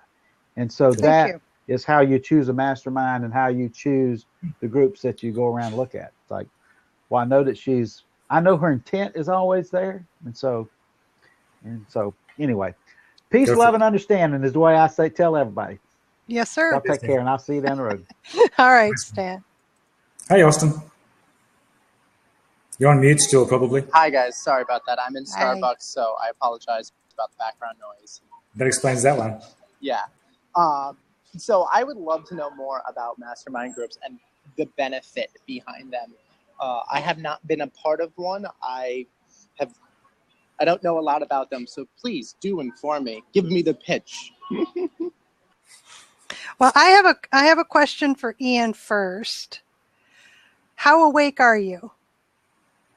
Enough. Okay, then we shall continue forth. Did you want to respond to that? I thought you were going to do that to me. That's why you're asking me the question, wasn't it? Okay. First of all, Austin, you haven't been part of one. Do you have an inkling about what they are about? Not a good one. What I generally know is it's a bunch of people who get together, brainstorm ideas, share what works, what doesn't work. It's a community. That's my understanding. Okay. A slightly better description will be a group that keeps accountability for each other as well as all what you've mentioned. Typically, in mastermind groups I run, I'm sure Charlene does a very similar model, is where the group has to do a forming process. But once in place, what tends to happen is each member is setting goals, and over, for example, 3 months, they're trying to achieve those goals. As part of that, they will come across challenges, and that's what usually comes up in those mastermind sessions where we say, I've got this block, how might I solve it? And you'll use the power of the minds in the room, all those other people, to help you solve the problem. Take action, you go away, implement the actions, and hopefully next month there's a different issue. If it's the same issue, we've got other challenges. But we do try and put a system around it so that those results are more assured. And that's the difference, I think, between some of the groups you'll hear about, which are really just discussion groups, to a mastermind where we build the system around it so that there really are expectations, and you measure the results and you check that you've achieved the objectives, because as you're intimating by your question, you want to make sure your money produces results. There's got to be an ROI. And I think it's actually down more to the individual to say, what do I want to achieve in that time? The facilitator doesn't necessarily have any say in what that is. It's really up to the individual to say, here are my goals, here's what it's going to take me to get there. And the facilitator is really to help you on the journey of getting from A to B, whatever the numbers are. And we take a fee really to manage this process. Make sure that people are involved, make sure that the quiet ones with great ideas get a chance to be heard, and that everybody gets a fair use of that arrangement of having like-minded people with a lot of skill in the room. And we do try and make sure people do have similar styles of experience. Like I said before you arrived, you wouldn't want people who have been in business 20 years with a raft of people who have been in business 1 year. It's just too big a difference in knowledge. So we try and group people in some likenesses around, obviously, days and times, but it's also around experience, and not often you'll avoid people in the same industry working in the same area. So you wouldn't want two, I don't know, lawnmowers in the same street. You probably wouldn't want to have them sharing all their dirty linen. But you can find synergies between people where different ideas might add value. For example, we were talking before about taking ideas from one industry to another. And we might know as facilitators, having managed them for 3, 4, 6 years between us, maybe 10 years between us if we count them together, we've actually worked out that sometimes accountants work really well with, because money is actually one of the challenges that most VAs have issues with. It's just a common problem. So we can group people together based on some experience, but really it comes down to like-minded people with a similar level of experience. Cool. Thank you for the breakdown. Cool. So the ROI is up to you to drive with our help. Cool. Thank you. To me, it sounds like a cross between like group coaching and like a BNI type thing, which is awesome because I've been a part of both. No. Yes and no. No. Okay, so you don't join a mastermind group in order to get clients. No, but you join a mastermind group to build synergies in your business. Yes, and so that to help you focus on your business. A BNI group is a referral group. So the formal meeting and gathering together is all about giving referrals and leads to each other and sharing your networks in some capacity. A mastermind group is a closed session of people talking about issues or good things or just questions about particular things within their business that may or may not relate to anybody except the process makes sense. Or I need assistance in finding resources, or I need to get over this hump. I've been on this wall. I've got this brick wall in front of me, and I'm not sure how to break through it. The group comes together to question and to dig a little deeper and to find out, which is similar to what you're talking about on the coaching side, where they're doing it with each other to come up with, let's help you come up with a plan that's going to work for you, or maybe a next step, or maybe an idea you haven't considered yet. Or I've done this in my business and it translates really well to what you're talking about. So can I recommend that you utilize this resource, these tools, this person? I know this person I can connect you with that might be of benefit to you. Very different that's why I don't equate them to. I'm sorry, I was distracted. That's Billy. I don't equate them to networking groups. And that's why I wanted to flesh that out a little bit. I understand why you do mentally. I understand that. And that's the beginning. I would like for you to flesh it out just a little bit because it's deeper. I get that. I was just making a comparison versus what I know. Okay. So thank you very much. Okay. I'll leave the room to let other people come in and get some time. Thank you, guys. I Cool. always kind of wondered that. Terrific. Glad you came by. Great questions. Anybody else want to jump in? Yeah, sorry, Billy. No, I think we've probably exhausted the room now, Charlene. I think we've covered the myriad of challenges with masterminds apart from being in one. I think we have. So did you put your contact information out there? Excellent. I did. You did. I said, those for contacting me, DM me on Twitter or drop me your email and the opt-in on the website currently visible in my profile. Because, yes, my website has been too focused on local speaking training, and I'm just re-engineering it right now to be more attuned to what we're doing on Blab, especially with my speaking side, but the mastermind side can be integrated there too. And to contact me if you want a private conversation about mastermind groups and whether mine are a fit for you or not. I'll be honest with you if they're not a good fit, or you be honest with me, it's not going to work. That's cool. You can Skype me at Fast Info Pro. You can go to my profile and go to my website and, of course, contact me through there. Or you can send me an email at charlene@growbecause.com. All it is a conversation. Find out a little bit more. Learn as much as you can. If you have an inkling that you want to be a part of a mastermind group and you're just beginning, talk to people. Talk to us, find out what we have to offer, talk to others, find out what they have to offer. Something's going to resonate with you and you're going to get what you need and you can grow your business. And that's ultimately the whole point of joining a mastermind group. Right, Ian? That's right. All right. We will do this again, but get in touch if you're at all interested. We'll keep you informed. Yes. All right. So any final words? No, I think we've covered a lot of the common questions, the common challenges. I think it really does come down to the owner of the business realizing that they need the help of a board of advisors to shift them from where they are to where they need to go.